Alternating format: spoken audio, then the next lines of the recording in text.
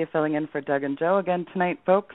You're about to hear 3 hours of incredible programming. You're listening to the one and only show where the news is presented in 3D. We look well behind the headlines, the bylines, the fog of disinformation, misinformation, and misdirection to bring you the news behind the news, and it's amazing what you're not being told on the 6 o'clock news. The broadcast time is each and every weeknight at 8 p.m. Eastern Time, and on Saturday, our weekend report with yours truly. The home base is hagmannhagmann.com, and please bookmark weekendvigilante.com. And folks, just a reminder, our Wednesday call-in prayer line, please join me every Wednesday at 7 o'clock Pacific. Oh, pardon me, that's 7 o'clock Eastern Time. I'm on Pacific, Doug's on Eastern. I always get that mixed up. But 7 p.m. Eastern Time, folks, the details are there on Sheila's Ministry tab on the menu on my website. We will be fasting and praying that day and every Wednesday. I hope you join me in that. It's very important. And hello to our listeners around the globe, my co-host tonight. And, of course, this has been really fun because, of course, Dave Hodges, I nicknamed him the instigator of the airwaves years ago, and he has certainly lived up to the reputation. You can find his handiwork at thecommonsenseshow.com. Dave and I have done a lot of shows together, and we research and cover topics that I really don't think anybody else touches with a 10-foot pole. He's a good friend to me. My fellow instigator, welcome tonight. Thank you for co-hosting. Hi, Sheila. It's good to be back with you again. It is very good to be back with you, Dave. This is going to be really the mother of all shows tonight. We're going to dive into the underbelly of some deep, dark things, the inner secrets of the Illuminati, Freemasonry, Satanism, magic and the occult, numbers and symbols, occult holidays, and other ominous things such as aliens, UFOs, and the Illuminati's plan for us. Tonight's guest is certainly no stranger to the dark side. He was raised in a family that was in the Illuminati since 1789. And for 20 years, he was trained and he attained the rank of Master Witch, a third-level Illuminati witch. It was there he learned their insidious inner workings and secrets. And ever since 1979, when he became a born-again Christian, he's had a bullseye on his back. He's been shot at, stabbed, poisoned, threatened, and yet he continues to expose the dark lords that rule this planet and their maniacal plans. He now devotes his life to traveling across the globe to expose and educate the public on the occult, speaking at seminars, lectures, conventions, churches, universities. He's trained therapists, clinicians, psychiatrists, psychologists, state police, and FBI in the areas of satanic ritual abuse, solving occult crimes. He's appeared on and consulted for The Oprah Winfrey Show, Geraldo Rivera, 2020 hard copy, Inside Edition, Unsolved Mysteries. You've heard him on Coast to Coast, Prophecy in the News with Gary Stearman, Raiders News Network. I mean, I could go on and on all night. He's known as the man who can fill in the blanks. Doc Marquis, welcome to the program, sir. Sheila and Dave, how are you both doing? Very well. Good. This is a bit unusual. Usually I ask how Doug and Joe are doing. Yes. Doug and Joe are well on their way to looking forward to their Monday night show. Doug's voice, I think, is getting a little bit better, so we want to be praying for him. So we're going to be getting into the underbelly of some very ominous things tonight. What I want to start out with here is sort of the topic aliens, fallen angels, or Antichrist with a question mark, because that is one of the series, Doc, that you cover. And, you know, this is really interesting. There's a meme that I saw that was pretty funny, and it was Giorgio Tsoukalos, the star everybody knows of Ancient Aliens, with a trademark wild hair. And the caption is, I don't know what the question is, but the answer is definitely aliens. And you and I have joked, Doc, about these shows being the most annoying shows we never miss. Exactly.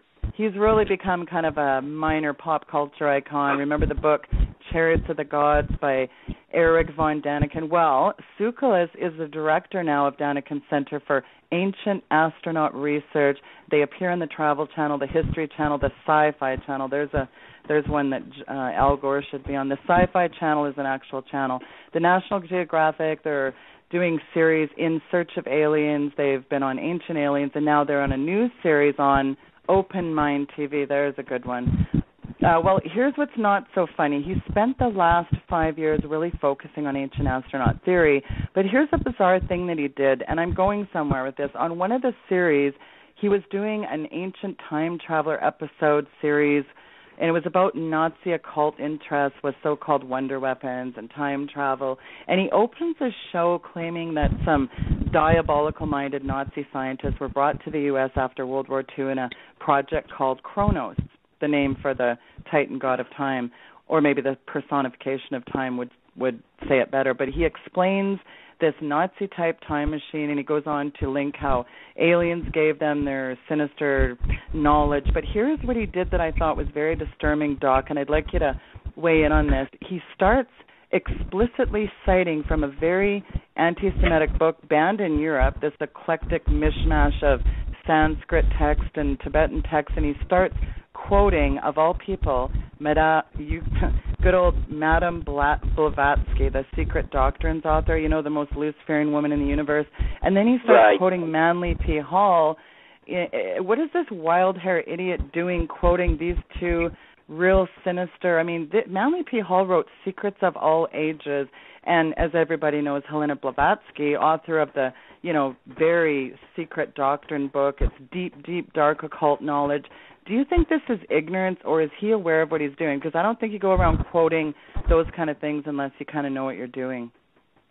Well, something's going on here when someone like George, I can't remember his last name, and all his pals on that Ancient Alien show, you listen to them, mankind was a bunch of morons who couldn't do anything without the help of aliens.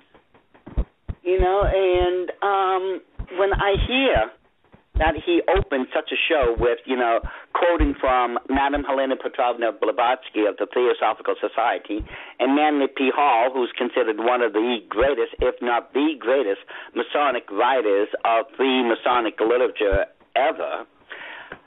When I think of the books he referenced and their teachings, someone knows something somewhere, because those Manly P. Hall was in the Illuminati. This is information in the Illuminati that's common knowledge. And Madame Helena Petrovna Blavatsky had a direct link to the Thule Society, which was one of the three major occult societies in Nazi Germany. Those three being the Thule Society, the Vril, and, of course, the Illuminati, who were working through the Masonic lodges. Now, that tells me he knows something, but he's not quite sure what it is. So, do you find it interesting that Helena Blavatsky is the one that said, isn't she the one that said Lucifer is the rightful god of this world? Yes. She said Lucifer is the rightful god of this world and that the God of the Bible is our enemy. So this tells me a lot as far as what is the mindset of George, who would quote such a diabolical message. It doesn't go well. Who's quoting and such the more I watch messages? The shows, the more I see different, shall we say, hints of occultism popping up. Right. And I'm not surprised because, again, when you look into the question as far as the origins of aliens, UFOs, the little grays, things of that nature, it all began back in Nazi Germany under the auspices of the Illuminati through one of the greatest puppets in all history, that being Adolf Hitler. Right. Well, there was some really hardcore Nazi scientists, too, that obviously, I said this on a show with Ellie Marzulli last Saturday. It's on record, Doc, that Werner von Braun, the card-carrying Nazi rocket scientist, he admits they got the technology from, as I'll use his words, outside sources. And Project Paperclip is a real interesting project. And actually, Dave Hodges is kind of a little bit knowledgeable on that. What is your take on this Operation Paperclip? Well, my father, we believe, worked in that project, although they didn't call it Operation Paperclip. He had gone from installing nukes on aircraft carriers to being early retired in the Navy at full pension, so he could go to work at Martin Marietta in Littleton, Colorado, which is now Lockheed Martin, and his clientele, German scientists with one Russian, and they were reverse engineering high-level craft, basically lighter than aircraft that could do vertical liftoffs and escape Earth's velocity. And that's what my dad was in charge of. And he never had a position on the alien influence, as Werner von Braun intimated, but he said the Germans believed it. He said, I asked him, I said, do you really think they're aliens? And he said, I can't say for sure. He said, but the people I worked with from Germany absolutely believed it. Wow, isn't that interesting? Yeah, jump in there, Doc, please. I want you to give our listeners a real good overview, and then we're going to spring into Michael Aquino. This huckster is really newsworthy as well. Well, Operation Paperclip, for those who don't know, was a secret project by the United States military, in which they took, now this is the story, in which they took supposedly 100 Nazi scientists and brought them over to America. Well, it wasn't 100. The records clearly point out it was a little bit more than 2,000 hardcore Nazi criminals. They were scientists. But, and this is in DVD 9 and 10. I always put the proof. I show the evidence. If we go by the military records, people like Werner von Braun and a number of others, by the United States records now, they were all labeled criminals. A number of them, and just to paraphrase this, basically in the instructions, shoot them on sight, arrest them, don't let them into the country, things like that. Yet, when Operation Paperclip came about and they were bringing these scientists over, if you look at the DVDs 9 and 10, you will see the new military records that says, oh, there's no evidence that this guy ever had anything to do with this or that or blah, blah, blah, let him in. And yet, these hardcore Nazis were given citizenship, passports, houses, cars, and a paycheck to work on what was known as Operation Paperclip. Now, Operation Paperclip was simply a continuance of what the Nazis had been doing in under the Third Reich. They had actually been building, and again, I put in all the photos, the documents in DV 9 and 10, so you could see the evidence of what I'm about to say. They were the ones responsible for building what we nowadays call UFO flying crafts or alien vehicles or flying saucers, whatever you want to call them. And that's all we were doing. And it's from there that we really took a quantum leap as far as developing our own space program, which, as you well know, now is labeled NASA. Technically speaking, we didn't have an American space program. We had a Nazi one. It was all because of these hardcore German scientists that were brought over under Operation Paperclip. Now, as far as Project Kronos goes, that was not American. That was German. You see, there was a particular flying saucer, or UFO if you want to call it. It was known as Das Glocke. The bell. Das Glocke from the German, and I know because I used to live in Germany myself for years, means the bell. Yeah. Now, it really was a bell-shaped flying vehicle, and what's interesting about it is at the bottom of it, it was filled with liquid mercury. Now, anyone can tell you that liquid mercury, if sped up quick enough, it projects a huge electromagnetic field. Now, according to the theories of the documents, the German documents, this vehicle was capable of not only incredible speeds, and according to Army newspapers, these vehicles that the Nazis had been creating were capable of flying up to 10,000 miles per hour now. And back then, our fastest flying vehicle, I believe, was just a bit over 600 miles an hour. And towards the end, when the Nazis were on the verge of utter defeat, I can't remember the name of the general in charge of the program, but the story goes he took one of the two flying vehicles, Das Glocke, and escaped. And he's never been seen again.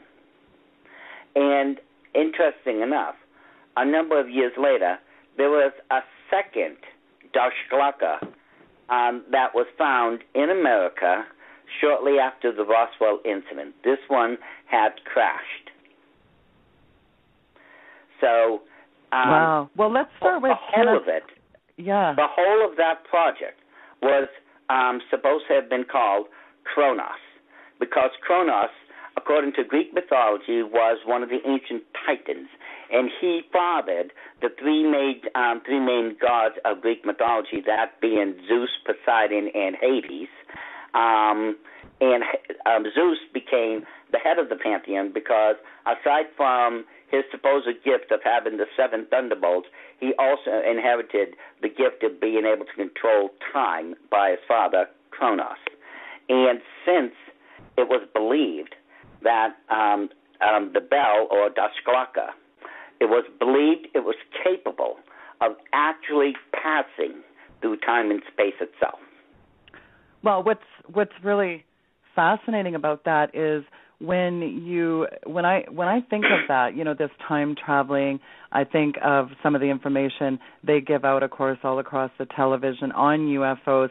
But I want to start out with Kenneth Arnold. He was very reputable and really reputed aviator. He had thousands of hours of flying, and sort of this infamous encounter with it's been quoted even as 1,700-mile-an-hour flying saucer. I mean, they didn't have any kind of technologies back in the 40s, and that really did start a firestorm of controversy. And to paraphrase his own words, this is back in the 40s. They were not made on this planet, he said.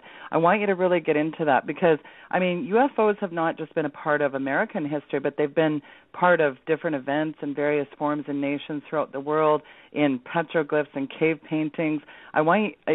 Some dating back to 1700 BC. So I want you to give everybody a real handle on the UFO issue. Well, Kenneth Arnold was a very reputed aviator, and his reputation was beyond question. However, what people fail to realize when they consider the Kenneth Arnold story is that, among other things, Kenneth Arnold had seen these flying vehicles from a distance of 20 miles. He was 20 miles away when he had seen these flying discs flying over near Mount Rainier in Washington. And according to him, they would have been flying somewhere around the speed you said, because as an aviator, he could measure how long it would take to go from point A to point B, and when he saw them flying from one mountain range to another, he was able to gauge their speed. Now, he did say, accordingly, that this was nothing he had known that we had, and that they had to have been from outer space or something like that. But his statement was, he didn't know that we had done it. Well, that's true. He didn't know of anything that we had capable of flying at such speeds, because this was top secret. This was back in, that was 47? What was that? Yeah, right around 1947 is when this incident had happened. And at that point, we had already been working on Project Paperclip for 2 years.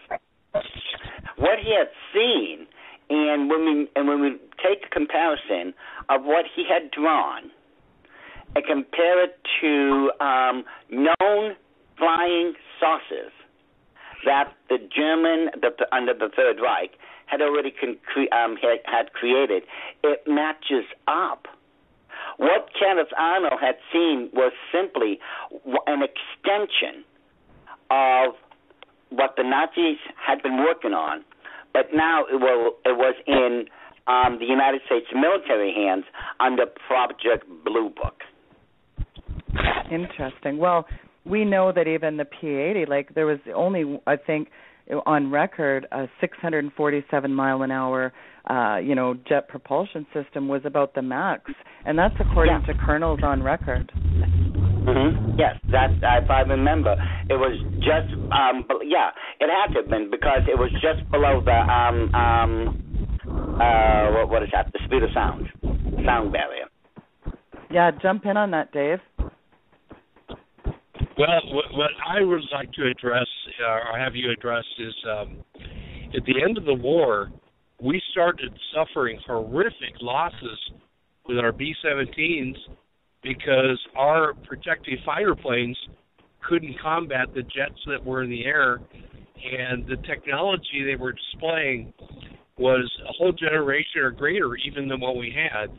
And what I'm wondering, too, is why Germany did not deploy this technology as weapons and reverse the course of the war. What weapons?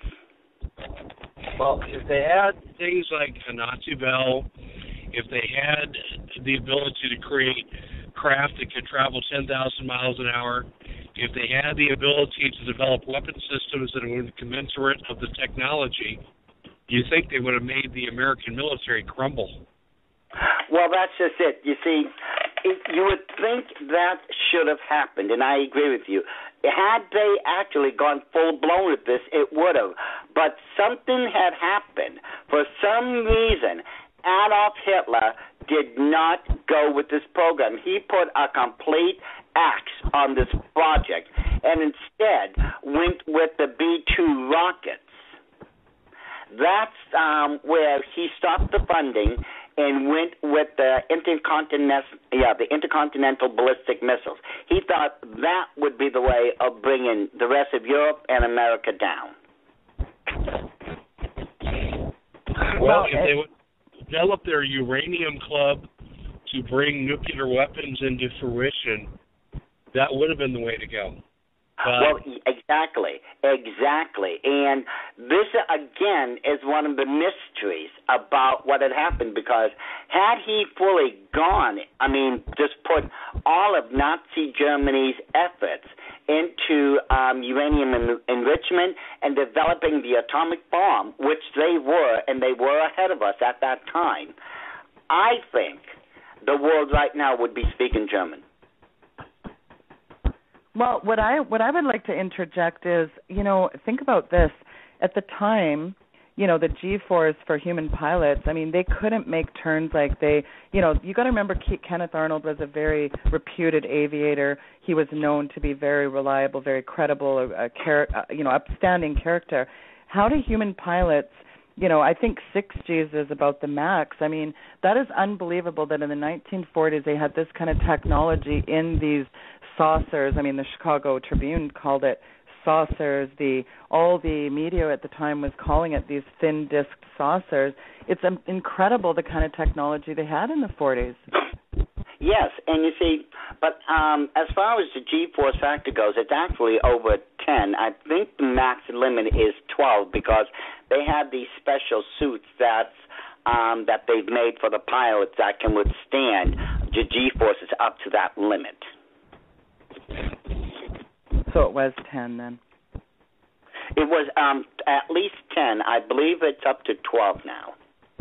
But the whole mystery about this is what Kendall Arnott had seen. And if we go by what he had drawn and compare it to what the Nazis had already built, it was simply a mistaken identity of what's known as the Horten Ho flying vehicle or flying saucer, whatever you want to call it. It's a dead ringer for it. Well, it was interesting that Phoenix, Arizona papers and, like I said, the Chicago Tribune, the Portland, Oregon Times, whatever that one, the Associated Press, they were really spinning this very interesting. And then there was a lot of belief that they had a secret fleet of military vehicles that could actually go 1,700 miles an hour. This was back in 1947, so it's just interesting that, the FBI and the military were brushing this off. Well, yes, because they had to brush it off because of Operation Paperclip. They had to.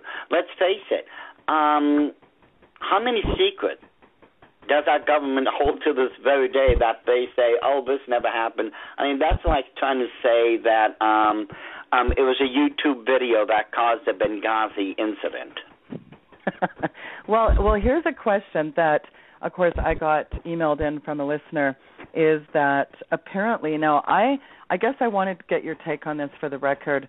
Do you believe that UFOs or flying saucers, I mean, of course, we know there's all these flying objects around. I mean, I guess it's pretty apparent that you do believe this is a secret military experiment, really, and that this is kind of a guise for people to believe there really is these little aliens running around, that the nice benevolent aliens, by the way. Yeah, wink, wink. Well, yes, of course it is. It's part of a 75-year-old plan that the Illuminati started back in the early 30s. And it's been going on ever since. As it says, it's 75 years old, and it was only a number of years ago that they finally had everything in place, through the UFOs, through the so-called World of Grays, and all this other stuff, to where they can cover up the one and only one event that they fear more than anything else, and that being the rapture. The rapture, interesting. Well, of course, think about this. Think about this. You're supposed to be the most powerful group of Luciferian witches on the face of the earth, millions of followers. You have countless money at your feet. You worship Lucifer. You're supposed to be the all-powerful people. Yet, how do you explain the sudden vanishing of tens of millions of people around the world? How would you explain all the little babies in the nurseries and hospitals around the world who suddenly vanish? How do you explain away all the old people in the nursing homes and such? How do we explain all this away? What if you don't call it the rapture? What if you call it an alien visitation? Think about this for a second. What if one day the rapture hits? Lord willing, it'll be short. It'll be shortly soon, and all that happens. Well, give it about a couple of days, maybe a week later, you're going to hear a worldwide announcement that NASA, through their telescopes, have seen alien flying saucers, motherships, heading towards Earth. Well, give it about another week, maybe 2 weeks. Well, let's build a bit of a timeline, Doc, on UFO sightings, because one of the things that, of course, one of the question that's begged here is, you know, we have cave paintings and petroglyphs that date back to 2700 BC and 1700 BC, 700 BC. I mean, Mary was drawn with a really interesting picture at Mary at the tomb. There's ancient Indians in the Southwest. There's so many different depictions of these flying disc-shaped objects that go back a long, long time.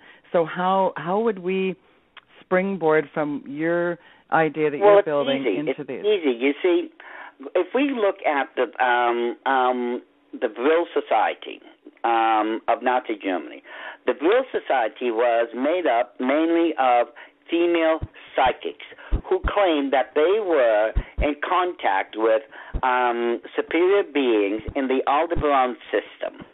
And according to these beings, who had been contacted by these ladies, supposedly through psychic powers now, they were instructed to go out into the world and find the clues that they left behind of their existence and that they had visited the Earth.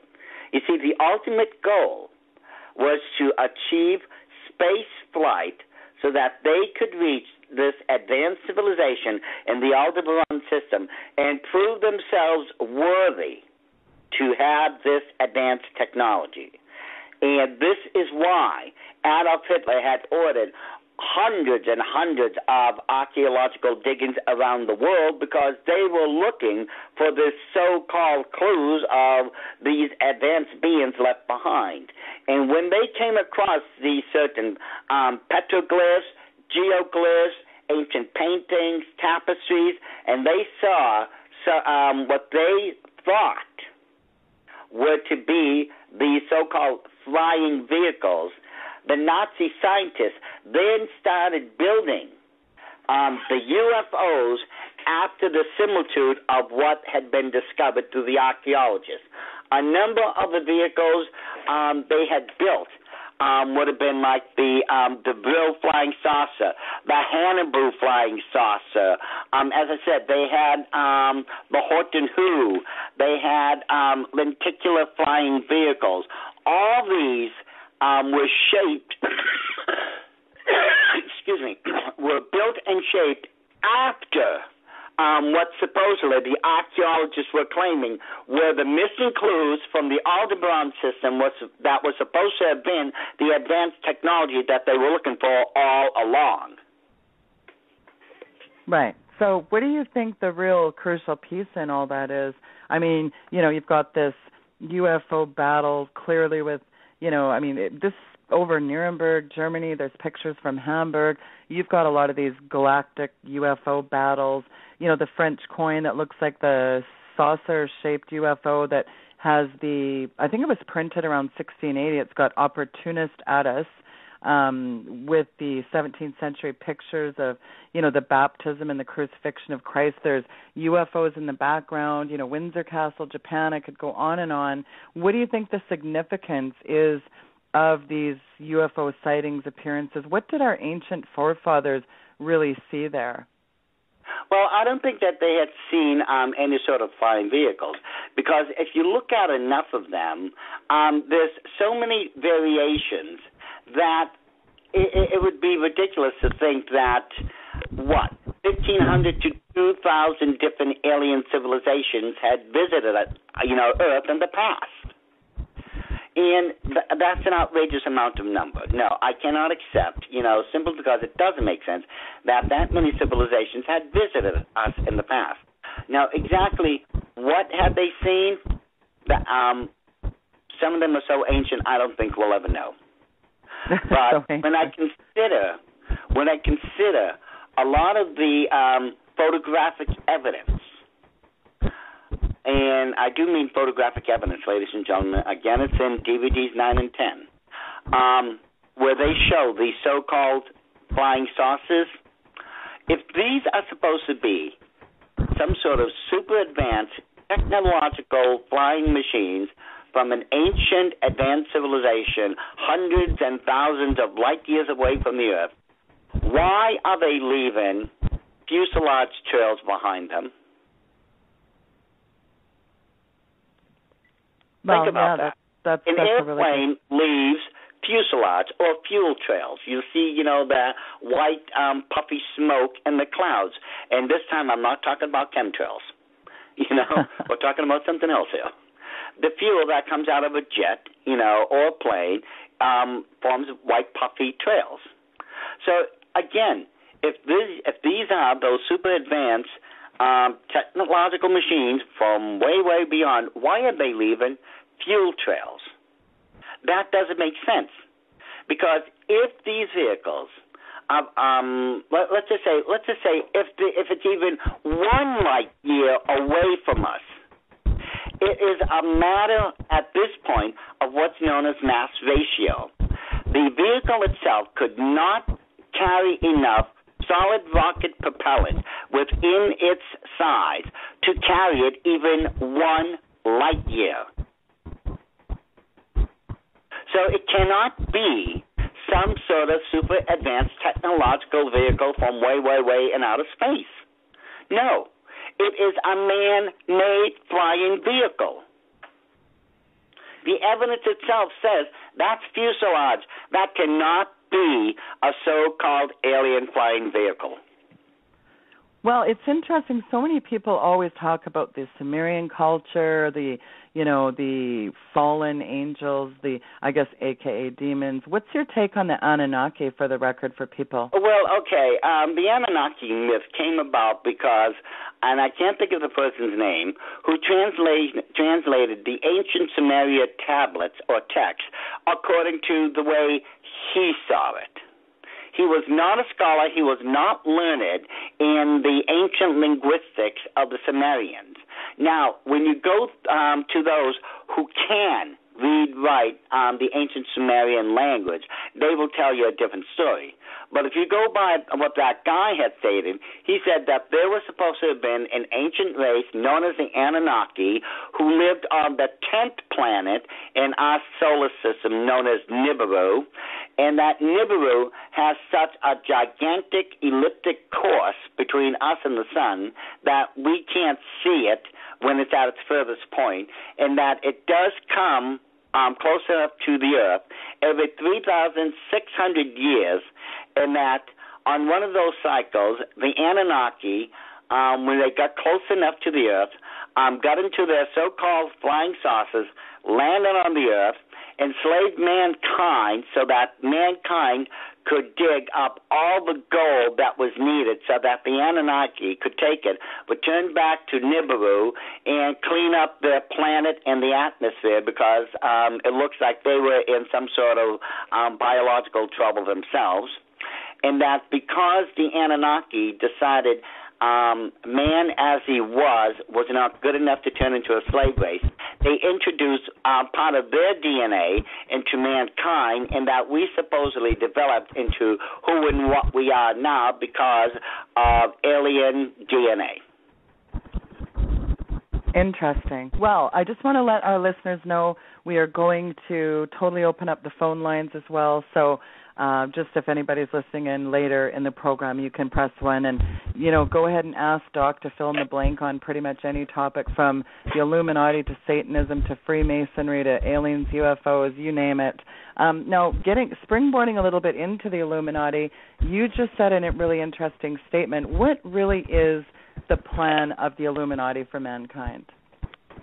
Well, the eventual goal, and it's been repeated throughout the existence of the Illuminati themselves, is to create what they call the Novus Ordo Seclorum, or translated from the Latin, the New World Order. Now, if we go by, about 30-something years ago, a lot of people think George Bush, when he was standing in front of Congress and he was calling for a New World Order, well, they thought he came up with some sort of new catchphrase. And after him, it was the Prime Minister of Great Britain who called for a New World Order, then Pope John Paul II, then the Russian Premier. But for all those people who thought that this was some sort of new catchphrase, they're wrong. One of the first people who ever called for a New World Order would have been Adolf Hitler.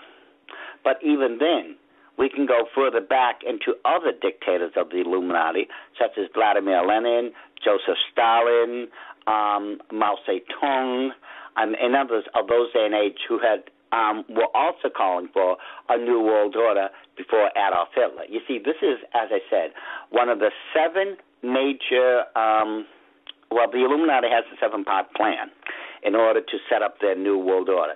And the seventh and the last part of their plan calls for the creation of a New World Order. This is where it all comes from, and these are the goals of the Illuminati. Well, let's springboard. So in the Dictators Illuminati, and by the way, I just wanted to tell you this, Doc, that I would really like to read this out. It's a very good endorsement. Now, here it is. Absolutely brilliant. In Dictators Illuminati Part 13 in the Six to the Illuminati series, Doc Marquis does an outstanding and unparalleled job using the Illuminati 7-part plan as a backdrop to explain how world dictators, past and present, have been used to bring us to the point in history, like a seasoned trial lawyer presenting his case before a grand jury.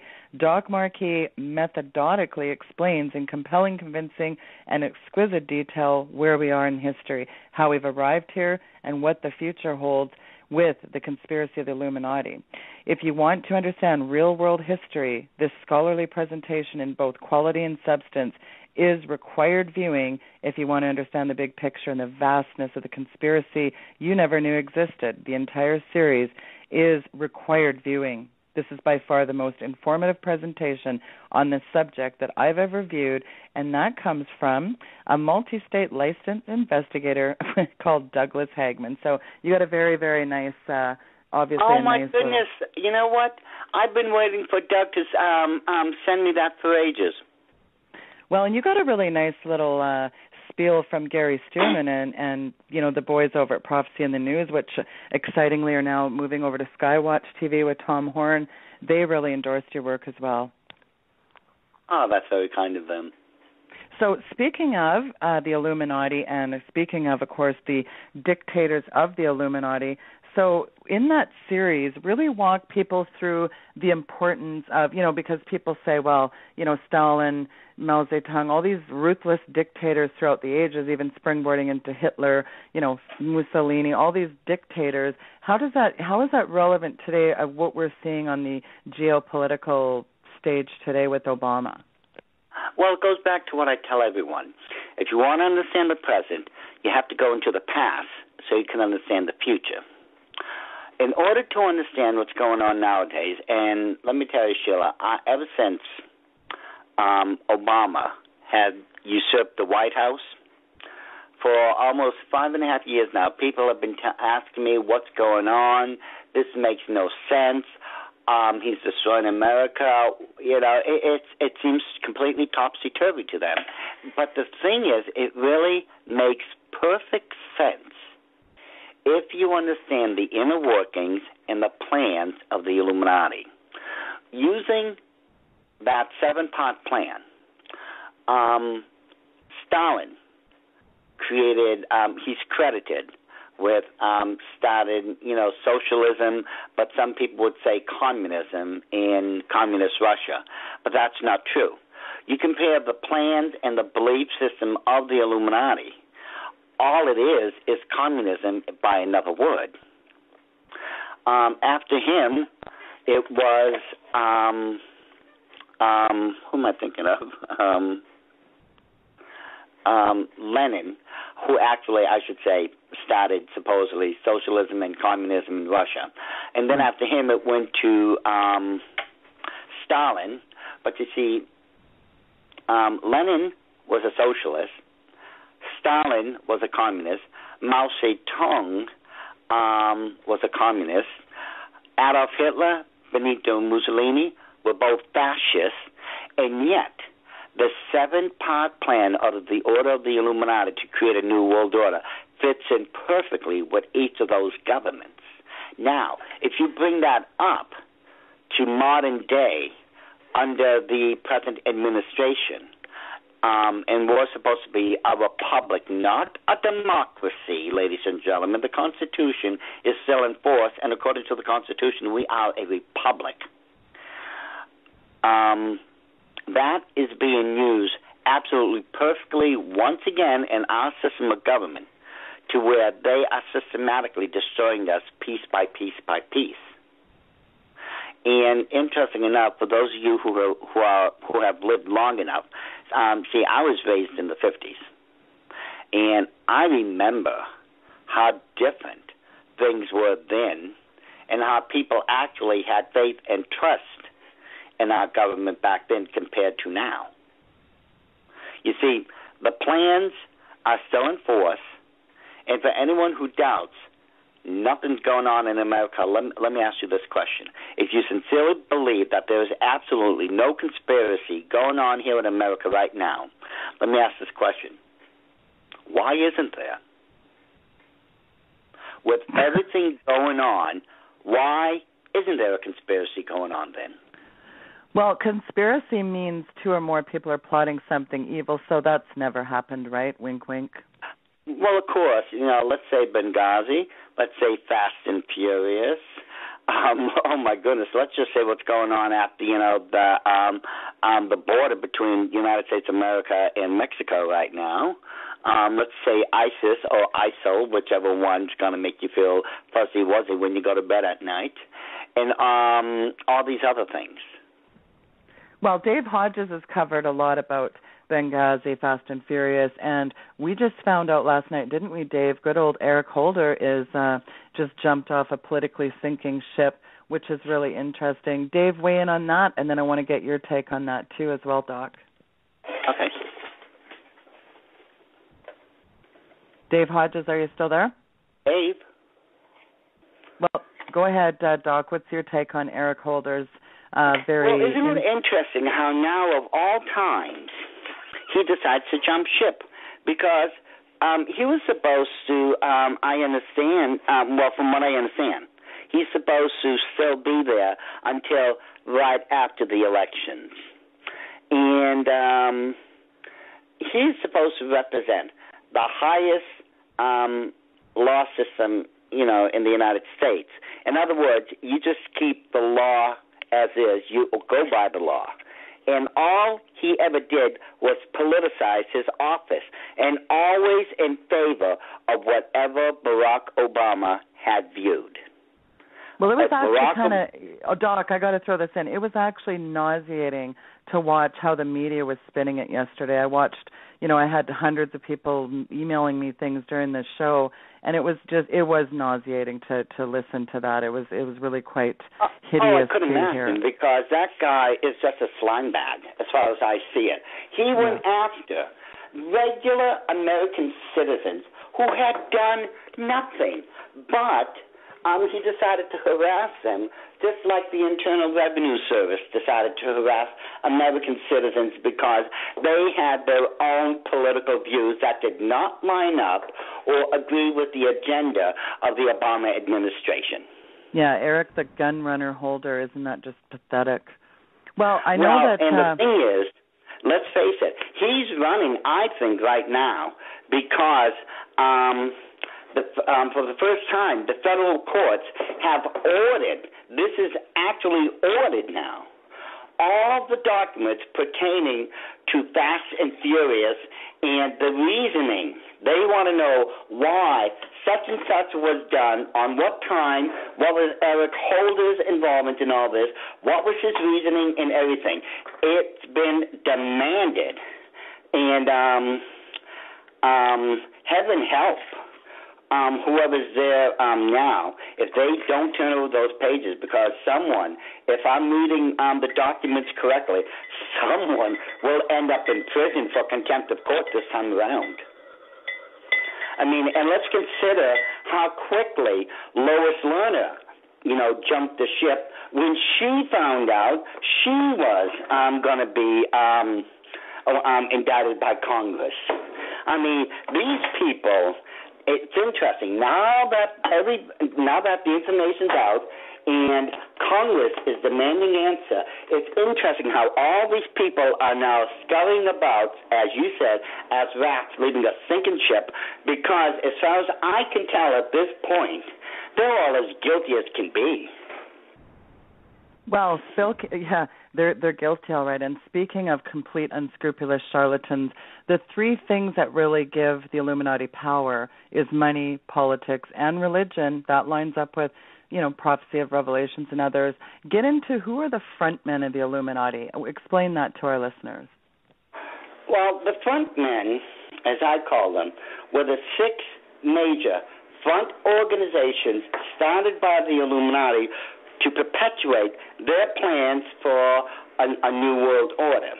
Now, the very first, if you want to call it, front organization of the Illuminati came right after World War I, and that's because at that point, the Earth became a much smaller place. Planes had been developed. You no longer had to... go from one place to another, from one continent to another if you want, just using steamship or not.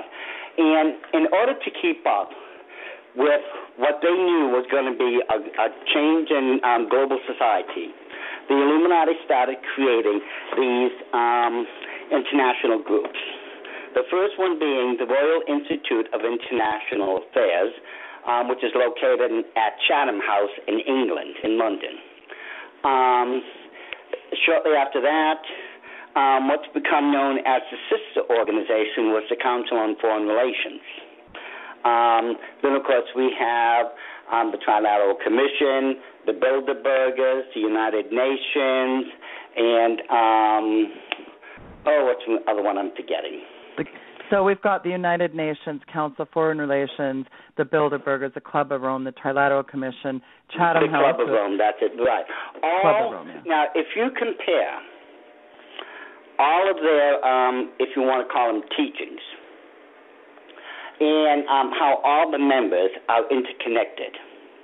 You will find out that the members, as I said, line up. They're interconnected. The teachings all line up, with one group is saying on this side of the world what this one is saying here, so on and so forth. And even more interesting, when the United Nations was created, I think it was 50 or 60-something representatives who represent the United States of America, and all of them came from the Council on Foreign Relations. Interesting. Isn't that an interesting connection, hey? Oh, yeah. Well, as I said, you can, again, if people would want to view that DVD, I believe that's DVD 3 in the series. It's called Frontmen of the Illuminati. I will conclusively prove once and for all just what's going on with all those groups, because they were all started by the Illuminati. They are still being funded using Illuminati money, and you will find out the vast majority of these people are all members of the Illuminati. Well, get into the Luciferian leaders of history for us. How back do we go? As far as you want. Let's look at any of the dictators. Most of them were either puppets or members of the Illuminati. So, Madame Blavatsky, I'm sure, the secret doctrine, Luciferian witch, I'm sure she is in that. No, she was not a member of the Illuminati. Oh, yeah, believe it or not, she wasn't. Well, then explain the difference.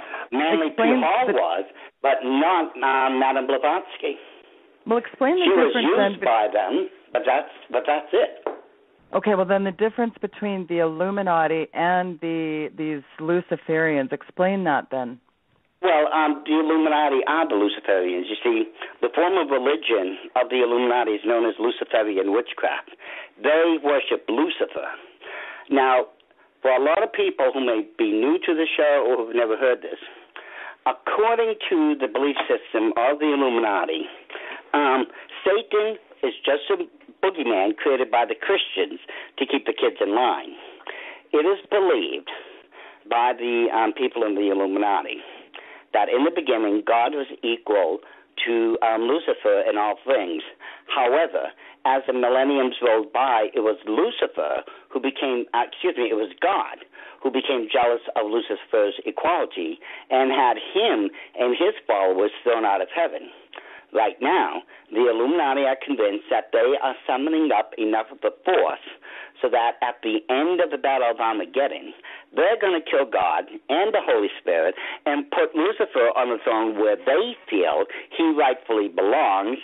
And right now, Christ is supposed to be chained to a huge boulder in hell because he betrayed the cause. Wow, that really is the Cold Notes version, isn't it? Well, and again, I just want to remind people in about 7 minutes when we go to the top of the hour break, we're going to open up the phone lines wide open, and of course, the number, as everyone knows. If you click on weekendvigilantefolks.com, there's the Listen Live button. It tells you the number for the show there. It's you got to dial one first. It's 661-244-9839, I believe that number is. I just got a little message at the studio. I think we lost Dave Hodges, just so you know. Now, I want you to talk about how the entire earth handed to the Antichrist through the occult, the biggest paradigm shift. I want you to get into that a little bit. Oh, okay. We've got how many minutes till the top of the hour? Till the top of the break, we have about 6 minutes, but we can come back and continue on. Okay, I'll try to make this quick then. Well, no, you can have all the time you want to develop that idea. Okay, well, going by what the prophecies in the Bible states in Revelation 18:23b, it tells us that the entire world is going to be handed over to the Antichrist through the occult. Now, that means in order for that to happen, for the world, literally to hand over, for the occult to hand over everything over to the Antichrist, that means right now there has to be a measurable growth in the occult religions and indoctrinations and initiations greater now than in all of recorded human history.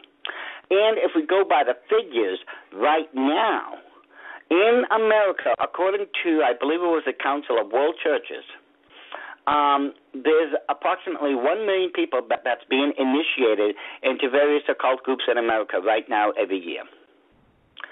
So we see a resurgence of the occult religion in a way that's never happened in all of history. But this came about only because of a plan the Illuminati had started back in the 60s. You see, the Illuminati had been trying to get their own people into the various branches of the United States Armed Forces, but and get them to be recognized under chaplain status. But whether that was the age of Aquarius or not, the military was not going to accept a witch, a Satanist, or who have you, as a chaplain. It wasn't going to happen. Right. So the Illuminati, they weren't going to be deterred from this. And this is where I came in also. You see, the Illuminati ordered literally thousands of us, and I was one of them, into the United States Armed Forces, and we were to use a 3-part plan as an attack. This 3-part plan, basically, the first part of that plan, any military base we were assigned to, we were to set up a fully operative coven.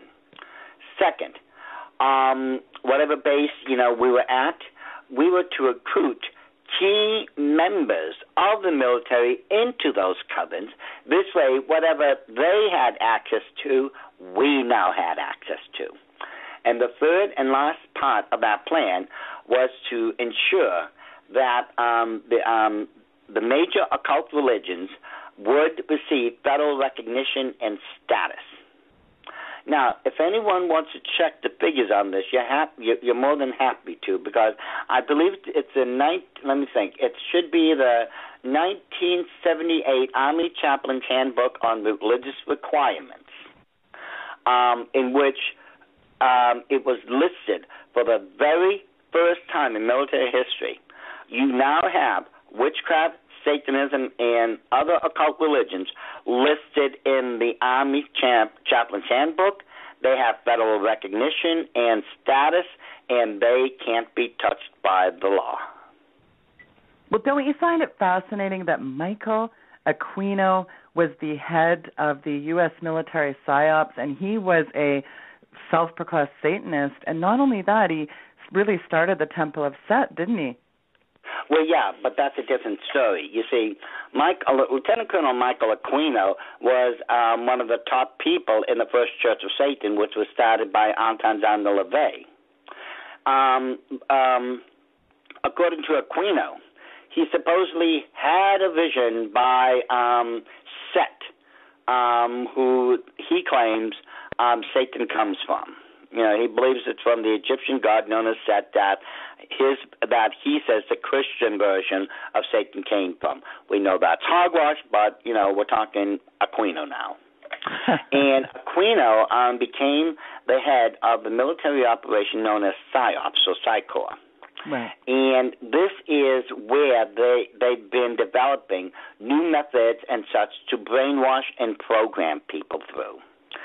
Aquino was also in major trouble at the Presidio base because,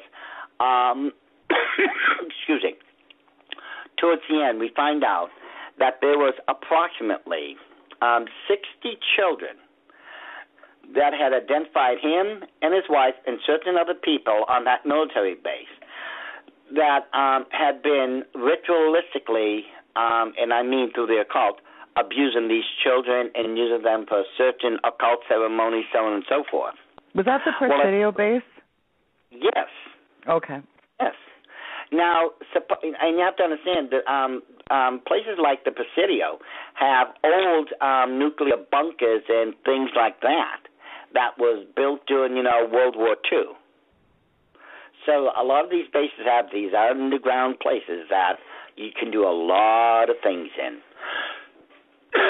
Well, anyway. Hold that thought, Doc, because we're going to quickly, of course, go to a break. And don't go anywhere, folks, because we have a lot more to get into, and we have a wall of calls already, so we're going to take your phone calls just after the top of this hour. We'll get into lots more. It's going to be a great show. Don't go anywhere. Welcome back to Hour 2 of the Hagmann Hagmann Report. I'm your host tonight, Sheila Zielinski, filling in for Doug and Joe. And what a program it is, folks. We have Doc Markey on with us. And like I said, we're getting delving into the real underbelly of the dark world. It's things that go bump in the night and everything else. It really is one interesting show that we have tonight, folks. And I'm just going to open up the phone lines real soon. Doc, I want you to, though, this really interesting kind of springboarding into something different. I found this fascinating that years and years ago, I think it was back in the early 80s, there was an Illuminati card set that circulated. It was at grocery stores and everywhere else. And what was fascinating is there was a picture on one of these cards. Well, there's several pictures that are very insidious, but there's a picture of two towers, and right in the exact pinpoint precision of where it would happen in 9/11, there was a big cloud of smoke. I mean, it was so interesting. Do you remember this deck of cards? And if so, what was that all about? Oh, if anyone has listened to Doug and Joe's show for any time, they know I've covered this, but let's do this again for the new listeners just in case. It was back in 1982, between 1982 through 1995, there was a 13-year printing, and it's no accident that it was 13 years, of a 7-set deck of cards, 7 different sets, and they were known as the Illuminati New World Order playing cards. Now, these were supposed to be to, shall we say, outsiders, just regular, playing cards like, Magic the Gathering, Yu-Gi-Oh, or Pokemon, things along that line. But what they didn't know, the outsiders, was those cards contain the actual plans of a number of future events the Illuminati had already designated was going to happen. Now, those cards were designed in such a way that only members of the Illuminati would know what those plans would really consist of and what was going to happen. Among other things, and what you were just describing, Sheila, was 9/11, where, according to the cards, the Twin Towers would be hit. And if you look at the that card in particular, and I've got all these cards in DVD 1 and I think DVD 6. I use quite a number of them, but the ones pertaining to 9/11 definitely in DVD 1, beyond a shadow of a doubt. You will see by the card where the Twin Towers would be hit. And if we go by the photos of where the plane had hit, the actual Twin Tower, Tower 1, it was the exact spot as foreshadowed on that Illuminati card. Plus, the Pentagon, if we go by the Pentagon card in the Illuminati, the first edition, the Pentagon was also struck. And interesting enough, it doesn't explain in the card what hit it. And to this very day, no one knows supposedly what hit it. Now, they say it's a plane, one of those, a 747 that was supposed to have hit it. Well, if anyone ever measured the wingspan of a 747, it's almost 200 feet long. There was no 200-foot-long hole in the Pentagon building. I have a number of friends who were reporters during that time. That was there shortly after the incident happened, and every single one of them have told me to this very day that there was no plane wreckage. Nothing. And if there was, supposedly, if it was done by a plane, where's the black box? Where is that notorious black box? Well, it's just so interesting that the tentacles of the symbolism, the Kabbalah, the ancient patterns and numbers, the letter, it's everywhere in our society, isn't it? This really dark practices. There's demon summoning all the time, these invocations. Look at I think about all these ceremonies, whether it's a big football halftime show or whether it's the Olympics. It's always these really very ominous and very nefarious, invocations and summoning demons. It's just so fascinating that stuff is woven into almost everything we see. Look at the layout of Washington. I want you to get into that a little bit, and then I'm going to start taking some callers. And like I said, anybody that has questions tonight, to Mr. Fill-in-the-Blanks, Doc Marquis, you will be able to ask whatever questions on your mind, folks. So we want to hear from you. It's your chance. So get into that for us, because numerology and the geometria, it's just very interesting how this all fits in together. Well, you see, the reason you see so much occult symbolism, numerological and geometric patterns is because the Illuminati always mark their territory. Beyond any shadow of a doubt, they will mark it. If it belongs to them, I guarantee you there's something there that will tell you it is, if you know what you're looking for. Going by what you just stated, well, the layout, the pattern of Washington, D.C. is made up of Illuminati and Masonic symbols. I'm talking about, I've taken just regular tourist map, and you could just walk down the streets of Washington, D.C. and buy the tourist maps I have purchased in the past. And I will show you exactly how Washington, D.C. is laid out using these Illuminati and Masonic occult symbols. Now, here's an interesting question for you. By the way, that section of Washington, D.C., between the Capitol and the White House, that's known as the Mall. That is, by all understanding, the most politically influential place in the world. Now, have you ever seen, Sheila, a surveyor's map? I have. I'm very familiar with surveyor's maps, yes. Right, and they're usually made up of oblongs or squares that says something like Lot 88 or Lot 127, right. Things like that. Well, that section of the mall, as I said, that's from the Capitol to the White House itself, that entire section is Lot 666. Interesting. Well, what's really fascinating is it Kissinger or Rockefeller that just above in the little neon signs, what is his address? It's the Tishman Building. At the Rockefeller Center, the Tishman Building, unlike other buildings in Washington, D.C., in New York City, I know because I lived in New York City for a while. If you look at the buildings, most of the buildings will have the address either directly above the storefront door or on the side, the right-hand side of the building, and it's usually about 10 feet off the ground. Well, at the Rockefeller Center, there's an exception. It's known as the Tishman Building. If you look all the way up to the top, ladies and gentlemen, on the right-hand side, you will see in 3 bold red, and it's bold red because they're made up of neon lights, so you can see it at nighttime also. Bold red, 3 numbers that are 666.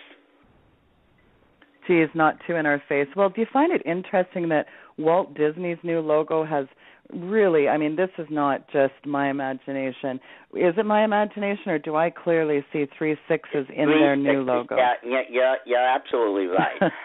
But there is more symbolism in Disney movies and films than people realize. I did a whole presentation just on this alone for the Dene Baptist Church in Waterflow, New Mexico, and that would be Pastor Curtis Harvey. And I'll tell you this much, those people were absolutely floored once they saw all the symbolism and such that I showed to the folks there that comes straight from the Disney studios. Well, that's very fascinating, and there's such indoctrination for our kids. I mean, my son actually showed me an episode of SpongeBob where they had the all-seeing eye. Bart Simpson had the Twin Towers. It's in the, Looney Tunes. It's in Mickey Mouse. It's in everything nowadays. But anyway, we're going to open up and take some calls right now. Like I said, anything on your mind, ask Doc. So we're going to start with area code 304. Welcome to the program tonight. What is your question? Area code 304, you are live. The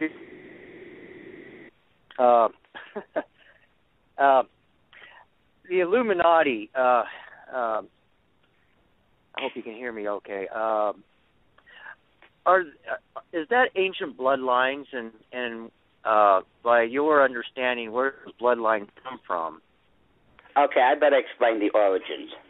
Okay, back in 1773, there was a man known as Dr. Adam Weishaupt who was given the chair of the professorship of Jewish canon law at the University of Ingolstadt in Bavaria, Germany. Now, Weishaupt, at the time, was also a Jesuit priest, but the same year he became he was given the chair of the professorship of Jewish canon law. Now, understand, he was only 25 when this happened, and to become the head of any department, you usually are well in your 50s, if not 60s. But Weishaupt was one of those rare geniuses. You get once or twice in a generation, just like in the last generation we would have had, like Albert Einstein and Nikola Tesla. That would have been the two major geniuses of the last generation. Well, Weishaupt was one of those rare geniuses. This man could speak, read, and fluently write 12 different languages, and I'm not even counting the occult ones yet. And at the time, he was given the chair of the professorship. The Pope at the time, I want to say that was Pope Clement III, if I recall, he disbanded the Order of the Jesuits because there was three common complaints that was coming from all the monarchs throughout Europe. The three complaints were that the Jesuits were constantly interfering in the affairs of state, whatever country that was, that if they were really a priestly class, how is it they have so much wealth? And third, the one thing that annoyed most of the monarchs back then was that the Jesuits answered to absolutely no one, not even the law of the land. They answered only and only to the Pope. Well, those monarchs had finally had it with the Jesuit order, and even before the Pope had issued this decree which disbanded them, most of those nations had already started throwing the Jesuits out of their countries and said, don't return. Well, the Pope wasn't going to lose Catholic Europe back then, so he disbanded the Jesuit order, which means at the same time, Dr. Adam Weishaupt became a defrocked Jesuit priest. Well, he wasn't going to stand for it. Now, at the same time, in that year, 1773, a man known as Meyer Amschel Bauer, who would later change his family's last name to Rothschild, had been watching and studying this educator. One night, Weishaupt was invited over to Bauer's mansion, and Meyer Amschel had also invited at the same time 12 of his most financially influential friends, and basically told Weishaupt, and I'm just paraphrasing the whole of the event now, basically they told Weishaupt, we know you have the occult genius and knowledge to put it together. We've got the money. You do it, we'll back it. And so 3 years later, Weishaupt had done what no one in history had been able to do before. He actualized and created the Order of the Illuminati. Now, this had been attempted before because you can trace the entire belief system of the Order of the Illuminati to ancient Babylon itself. But no one had been able to actualize it. And once it had, It's been around since its founding date, May 1st, 1776. So, I mean, I think it's very clear also that a lot of the mainstream media articles will put out that the Illuminati was really found in 1776, but it's really the Bavarian chapter, wasn't it? Well, some people will call it the Bavarian Order of the Illuminati because it was founded in Bavaria, Germany. But it's called the Order of the Illuminati, the proper name. It was called the Perfectibilist originally, but it was changed shortly thereafter into the Order of the Illuminati. Well, it's been said that the Rothschilds traced their lineage right back to Nimrodian times in antiquity, which is very fascinating. Okay, well, we got a wall of calls here. I'm going to take area code 780. Welcome to the program tonight. What is your comment or question? Hi, Sheila, and hi, Doc. Doc, you are the encyclopedia of the Illuminati, and thank you so much for all your dedicated work and your research. Love that. Well, I only know what I know was because I was raised in it. Yes, and that's why you are the man. Hey, a quick question, and I'll take it off air so everybody else can get on. As Satan's goal is a one-world government, a one-world currency, and a one-world religion, can you explain to us how the current and future events will fulfill those agendas? Thank you very much. Well, it's very easily done. You see, how they're controlling the money was through the illegal system known as the Federal Reserve System. And this is the reason why Abraham Lincoln was assassinated. It wasn't assassinated because of his stance as far as freeing the slaves back then. It was because he was always blocking the Federal Reserve System from coming into America. Finally, once he became, he was in his second term, they said, we've just got to get rid of this guy or we'll get nowhere. And that's exactly what they did. They'll murder anyone who tries to stop the Federal Reserve System, no matter what country it is. And if you don't believe me, let's go up ahead of time another 100 years and see what they did to John F. Kennedy. He was assassinated for the same reason. He was actually going to put us back on the gold and silver standard. Yeah. They weren't going to allow it. You see, what most people don't realize is, let's use this example. It takes $10,000 to print $1 million bills, okay? And, mind you, this is not real money per se because nothing's backing it up. Yet, the Federal Reserve spent $10,000 and they just made a $990,000 profit by making illegal money, and we have to pay taxes on that illegal money. That's backed up by nothing. And it was the same reason why, and a lot of people may find this very difficult to understand or appreciate, but this is one of the reasons, the main reason, why 9/11 happened. You see, at the time, globally speaking, there was only 7 countries left without a Rothschild-controlled central banking system. There was only 7. The rest of the world each had one of their banking systems, the Federal Reserve. Those 7, now listen to this list very carefully: Iraq, Iran, Afghanistan, North Korea, Libya, Cuba, and Sudan. Now, Sheila, what were the first major countries we attacked during 9/11? Well, I know when we go back to the petrodollar scheme and the Fed Reserve, I mean, you got this, 100-year-old hen house covering the, fox over the hen house. I mean, since the good old J.P. luminary there crashed the Federal Stock Exchange, I mean, the very first one I can recall was them when Nixon, so Iraq, I think. Am I right? Well, when Bush at 9/11, right, went against Iraq and then Afghanistan. Right. Now, interesting enough, it was 2 years later. There was only 5 countries that did not have a Rothschild-controlled central banking system, and the 2 that had suddenly changed, going by exactly what you just said, was Iraq and Afghanistan. Funny, they suddenly had Rothschild banking systems. So that left us Sudan, Libya, Cuba, North Korea, and Iran. Well, interesting that if we were to go by today's date, there's only 3 more countries left in the world that do not have a Rothschild-controlled central banking system. Right on. That would be Iran, North Korea, and Cuba.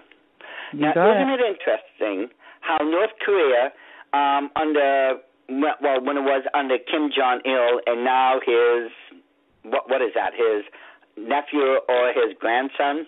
Right. The wannabe ruler, how they're making a lot of saber rattling, just as I warned everyone back in 2003 that you're going to hear a lot of saber rattling from North Korea, and I told them watch out for Iran, and I also warned them that Cuba will probably be in the last 3 because of back then it was still under the control of Fidel Castro.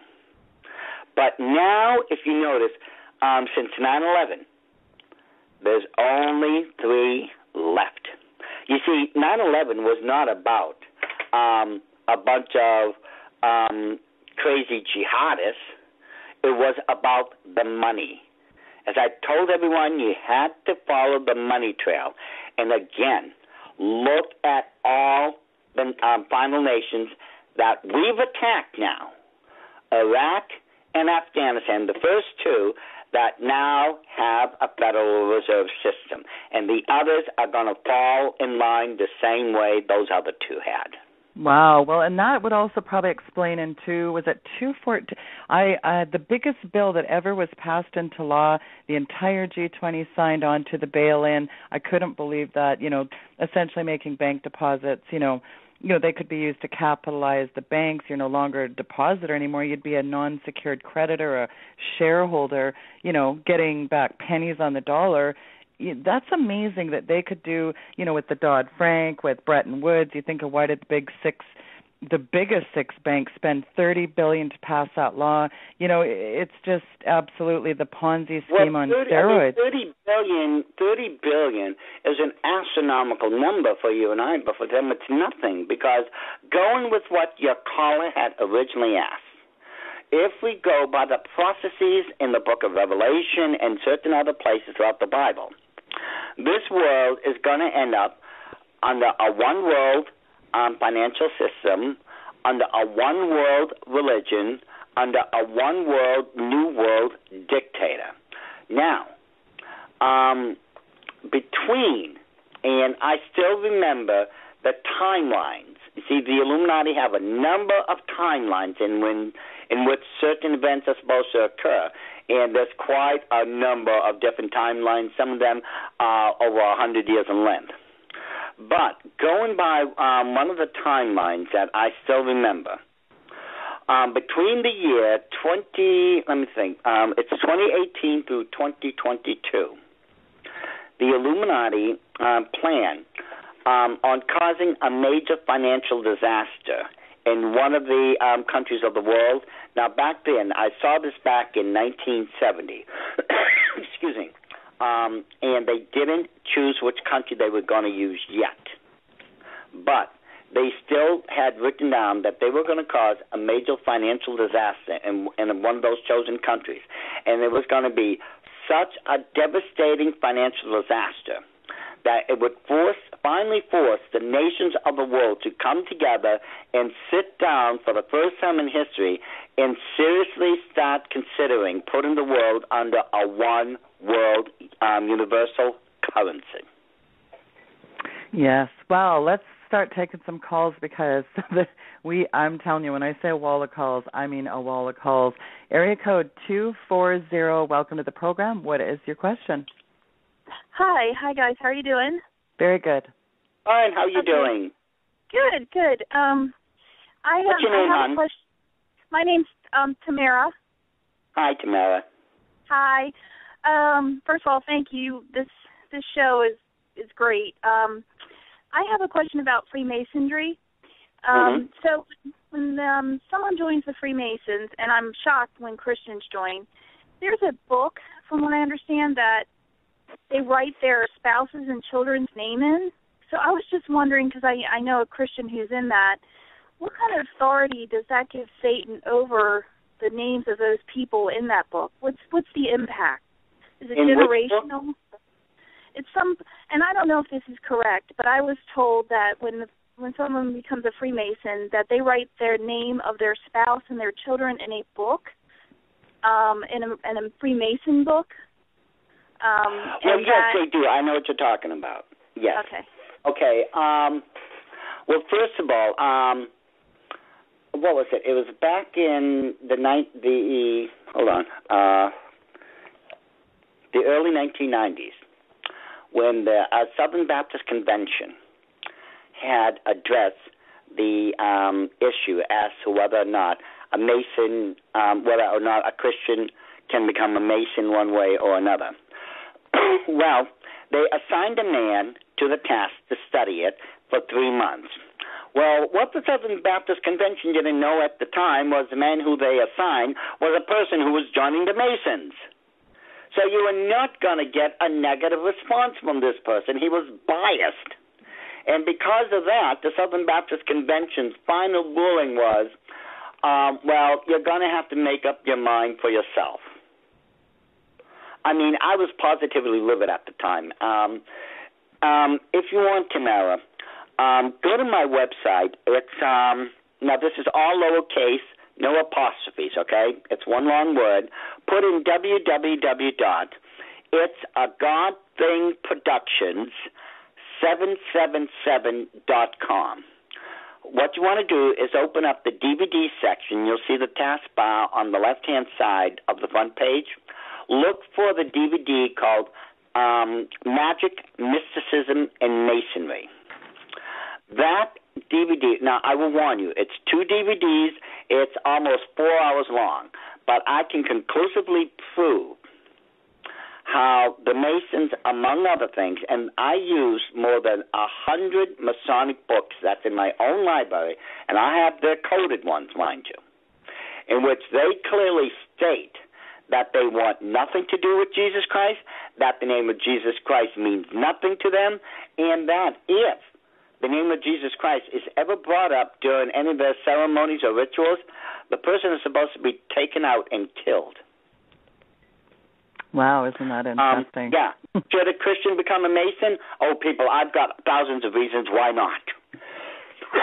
And yet, the Southern Baptist Convention had the audacity to say, well, you're just going to have to make up your own mind. You know, those people are put there so that they can, supposedly send down their knowledge from their white pillared towers, and the best they could give us was, you're going to have to make up your minds for themselves. How dare they? Well, we're going to take another caller. That's a great question by Tamara. And that's a very good segue. I was going to say to everyone, go to itsagodthingproductions777.com.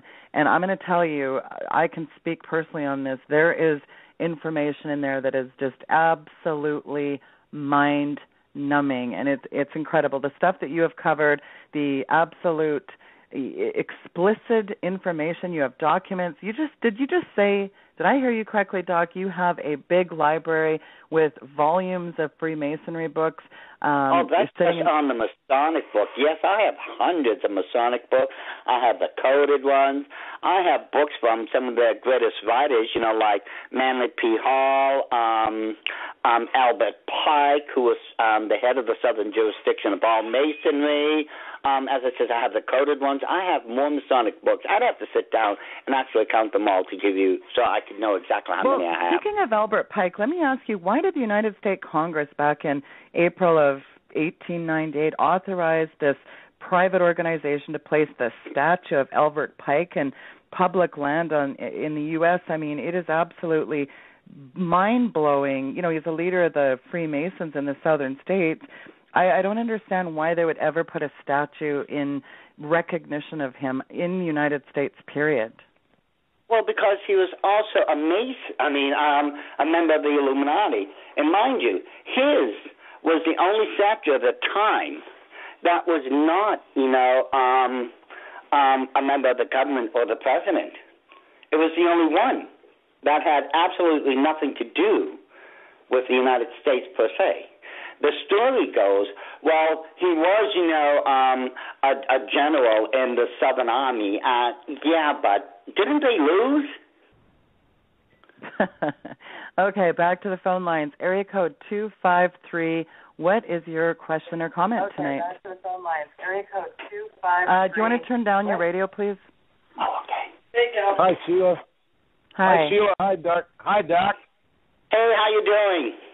This is Jack Groening from Lakewood, Washington. Hey, how you guys doing? Listen, hey, Doc, you was talking about that.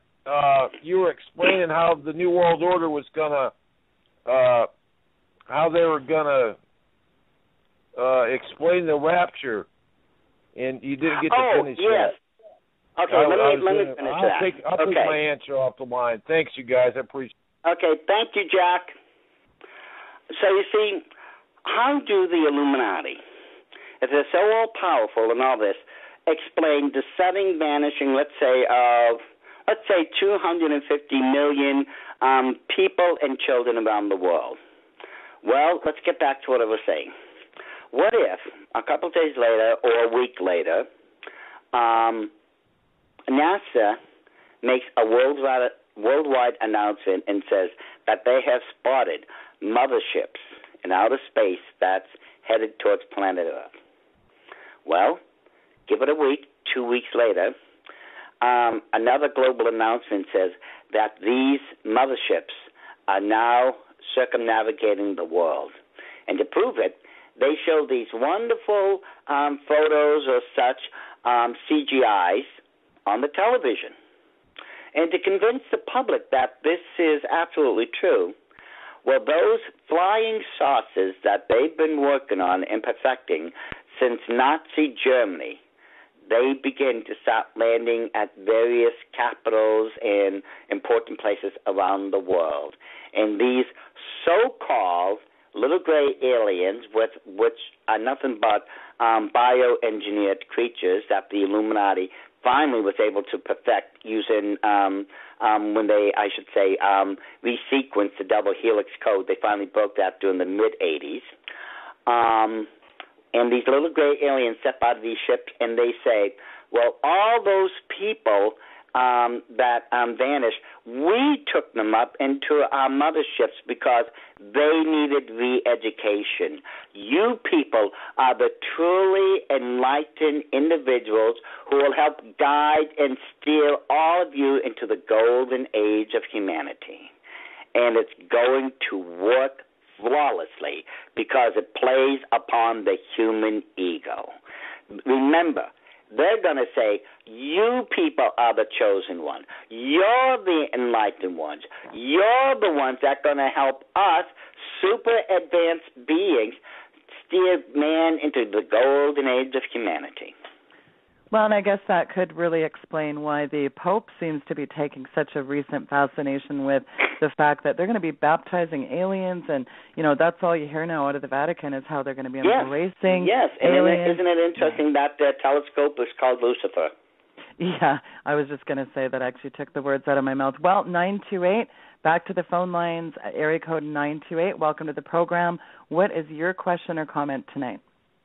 Hi, Sheila. Hi, Doc. I have a question. I'm calling from Arno, Maine. And I have a question is, why is it that Satan and his fallen angels hate mankind so much? One word, jealousy.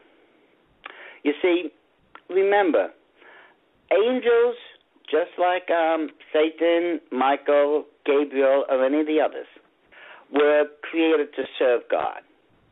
Human beings, we were created to love God and for God to love us. You see, it's an interesting fact, hon, that when we look at the scriptures, does it not say in the Bible that we were created in the image of God? It does say that. Yeah, okay. It does say that.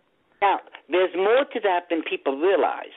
You see, the reason you and I, Sheila, we can feel love, we can feel jealousy, we can feel anger, is because God felt them first. Right. Does God not say, I am a jealous God? Do we not find out that God is also an angry God, that he is a loving Father, and all these other emotions? Do we not know that his physical incarnation, Jesus Christ, is exactly as we are? Now, we have all these things, including our physical human construct, because God had them first.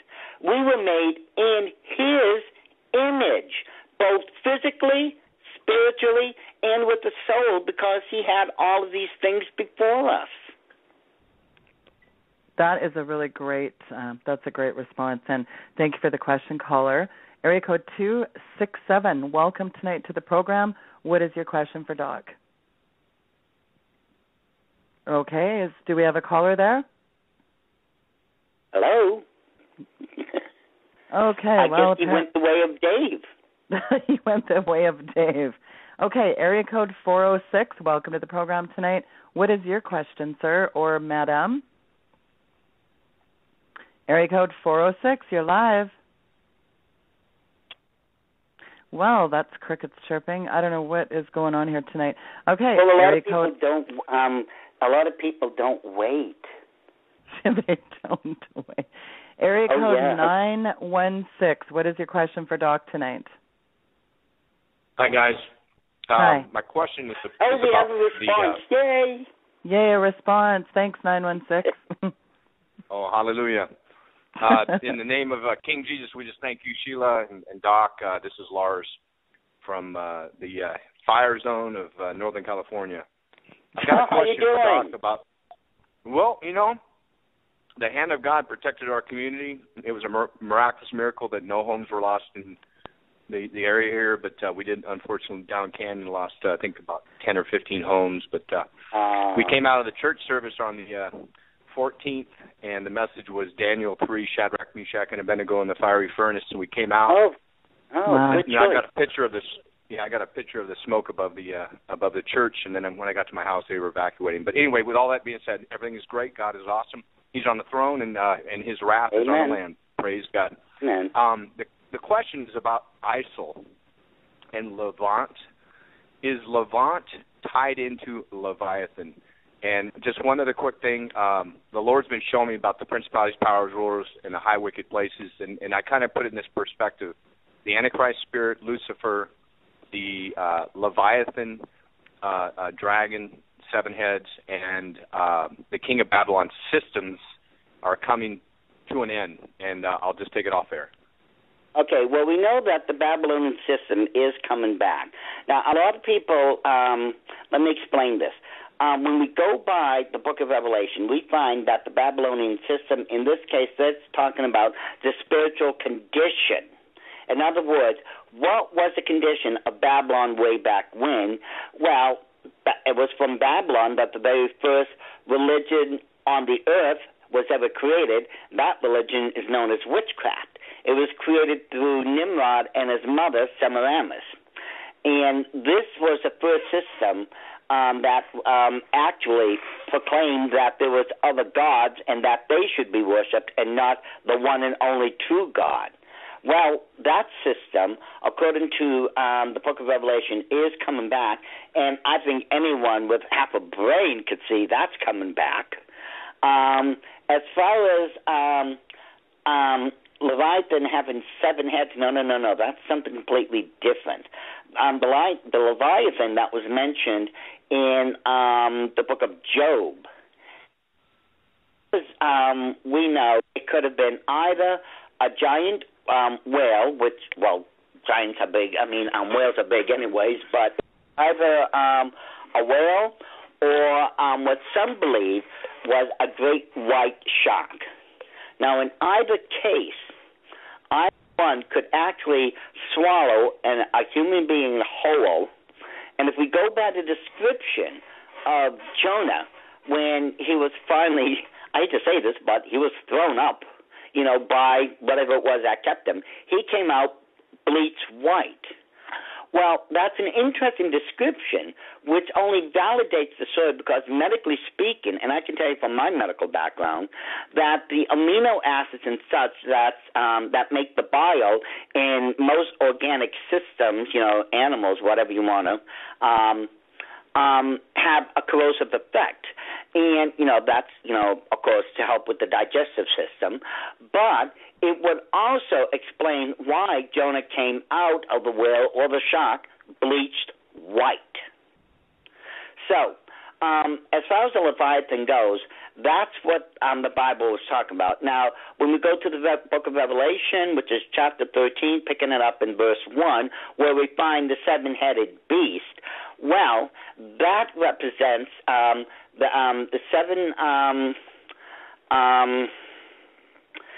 great lands of the world, and there's 10 crowns and 10 horns, which represents the future 10 kingdoms of the world. The world is going to be divided into 10 supernations or 10 kingdoms, and the horns represent those who are going to be the kings of the nation. That's what you're referencing there.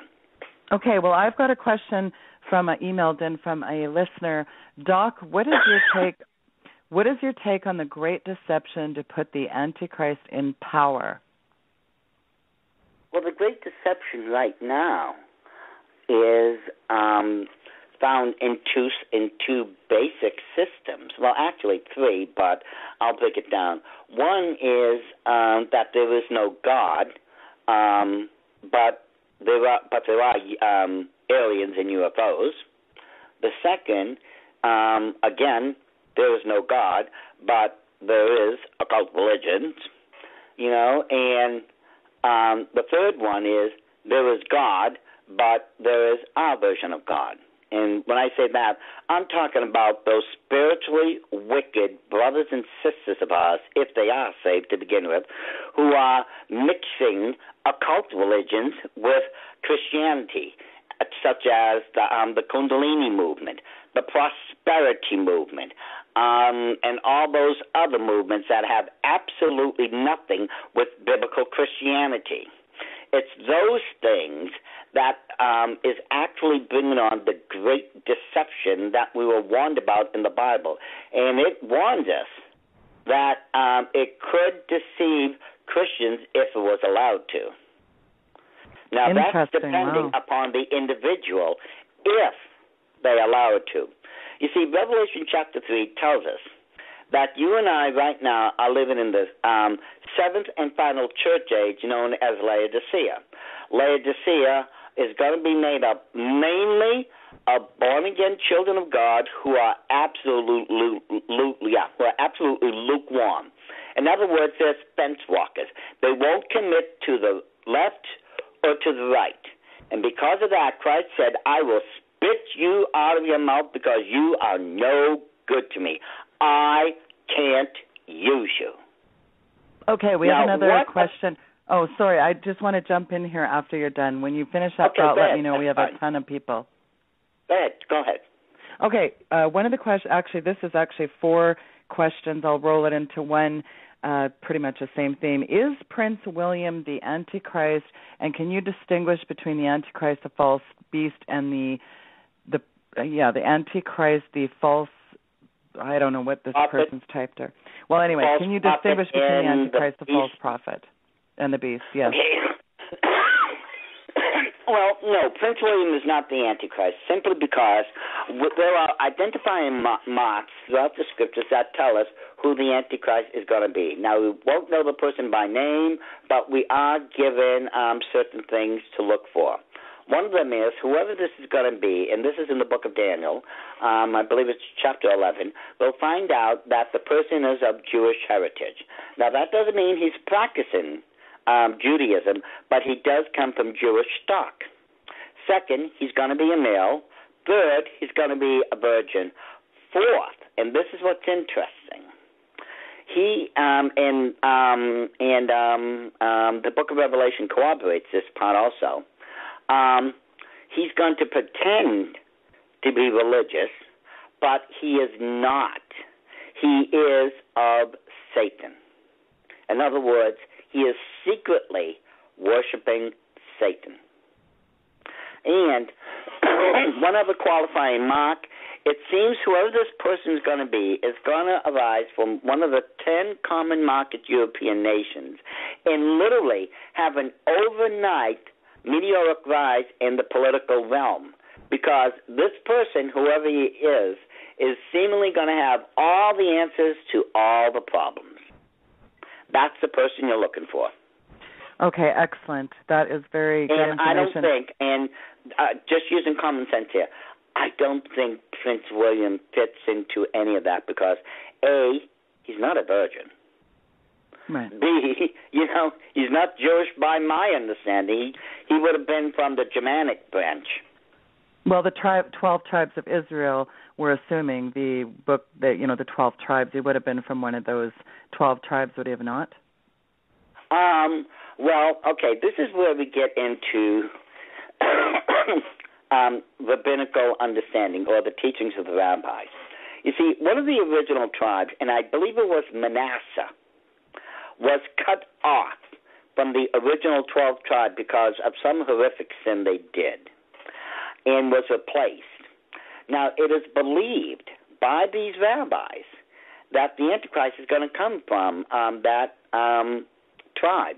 And as I said, I believe, if I remember, it was Manasseh. Okay, interesting. Well, that really explains some things. Okay, well, let's jump back to the phone lines. Oh, my goodness. Okay, area code 907. Welcome to the program. 907, you're on the air. Hello? Hi, go ahead. Hey, how's it going? Good. My question is for Doc. So it was nice that you brought the origins of the Illuminati through Adam Weishaupt. Can you please explain how the Jesuits started and what their ultimate goal was and why that occurred? Okay, well, the order of the Jesuits started back in the 14th century under Ignatius de Loyola. And in the order of the Jesuits, there's supposed to be an individual who's supposed to be the head of this, and he's known as a black general. Now, a lot of people refer to him as the Black Pope, but that's a misnomer. He's really properly known as the Black General. Now, their goal, now, let me back up a little. During the mid-1850s, the Illuminati finally had absolute control over the Vatican itself. Ever since that time, and this includes the Jesuits now, ever since the 1850s, the Illuminati has had one of their persons in the Vatican at all times under the guise of a priest. Now, this individual is known as the Black Pope. Now, he's referred to as a Black Pope not because of his skin color or the color of the robes he wears. It's because he's always in the shadows. It's this individual who receives his orders and passes them on to the Pope from the Illuminati every single day, and it's been like that since the 1850s.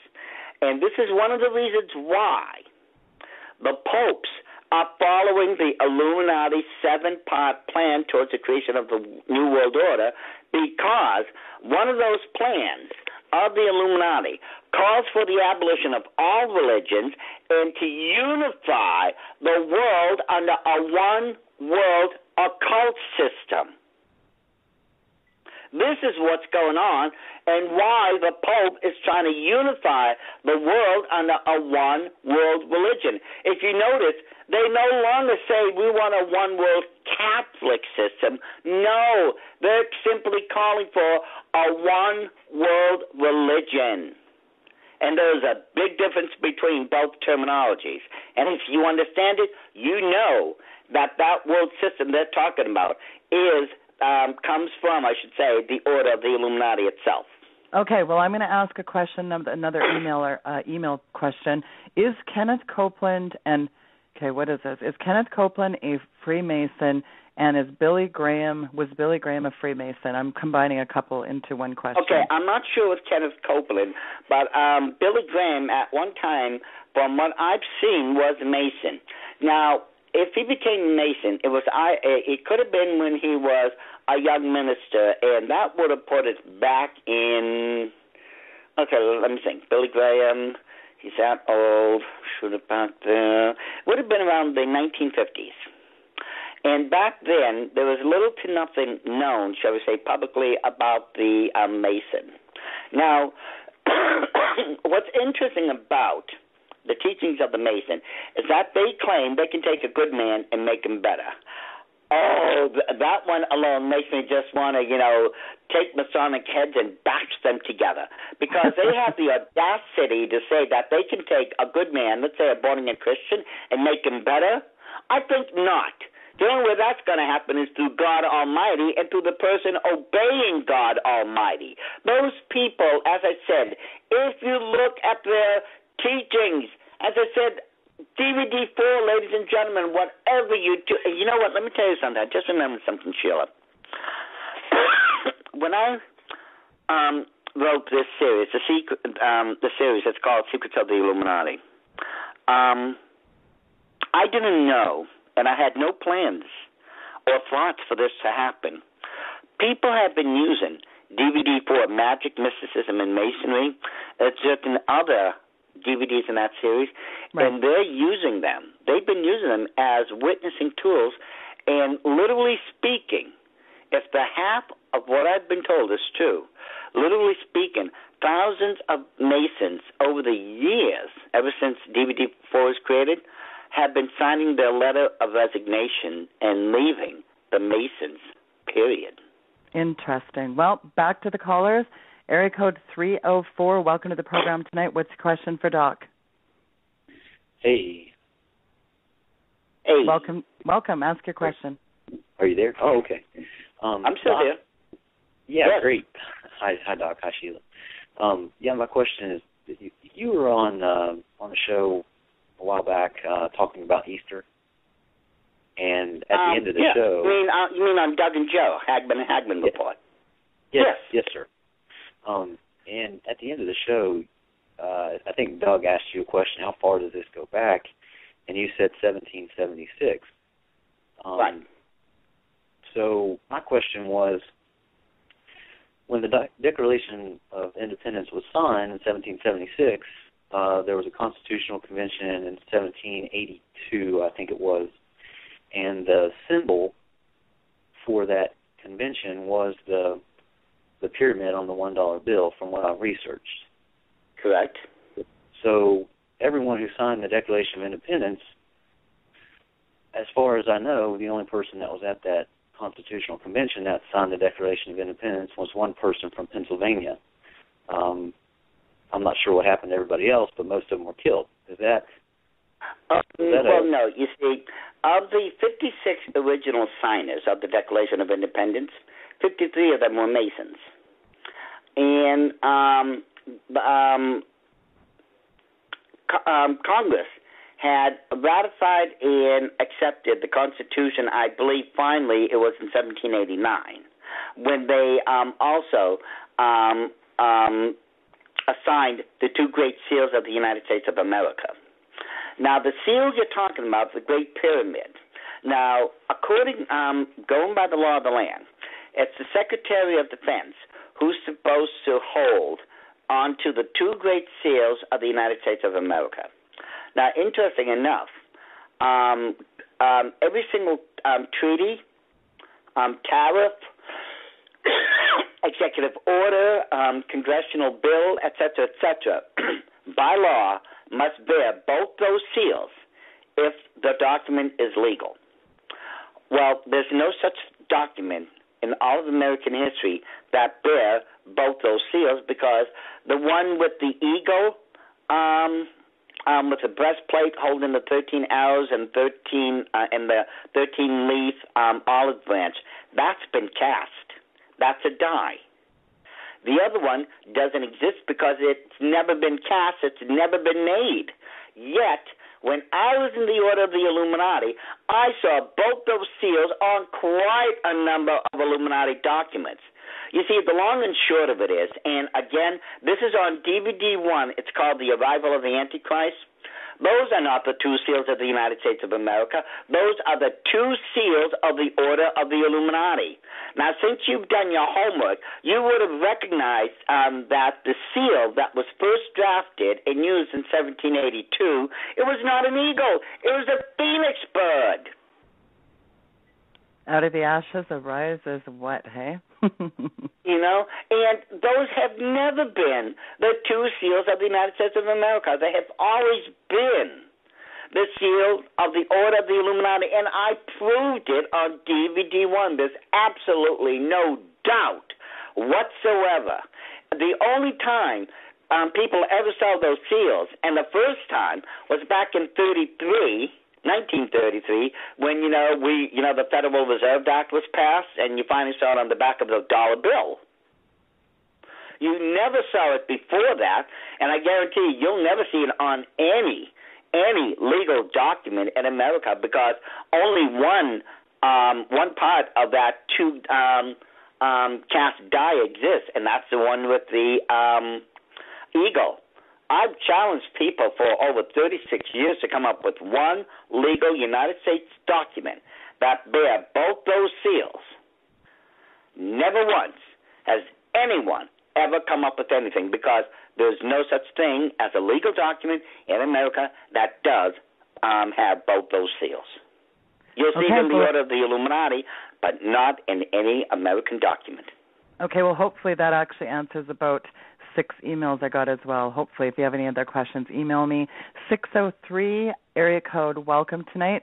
Ask Doc your question. Hi, Doc and Sheila. Thank you very much. You're such a blessing. Thank you. Doc, I have a 4-year-old grandson who I homeschool a Christian curriculum, and 50% of the time he lives in a home where a 16-year-old aunt is brainwashing him and trying to take away, say Jesus is bad, praying is bad, serve the devil. And Thursday in class, he started waving his arms and calling up dark spirits and demons. Now, I know how to fight this battle, but what I would like to ask is, if people could pray, this is an innocent little 4.5-year-old boy, and she's twisting his mind, and the state won't help. Daddy's eyes are glazed over, and Mama is just kind of, and you can literally feel the power of darkness trying to pull this little boy. He wants this little boy. Right. First of all, let's consider one thing here.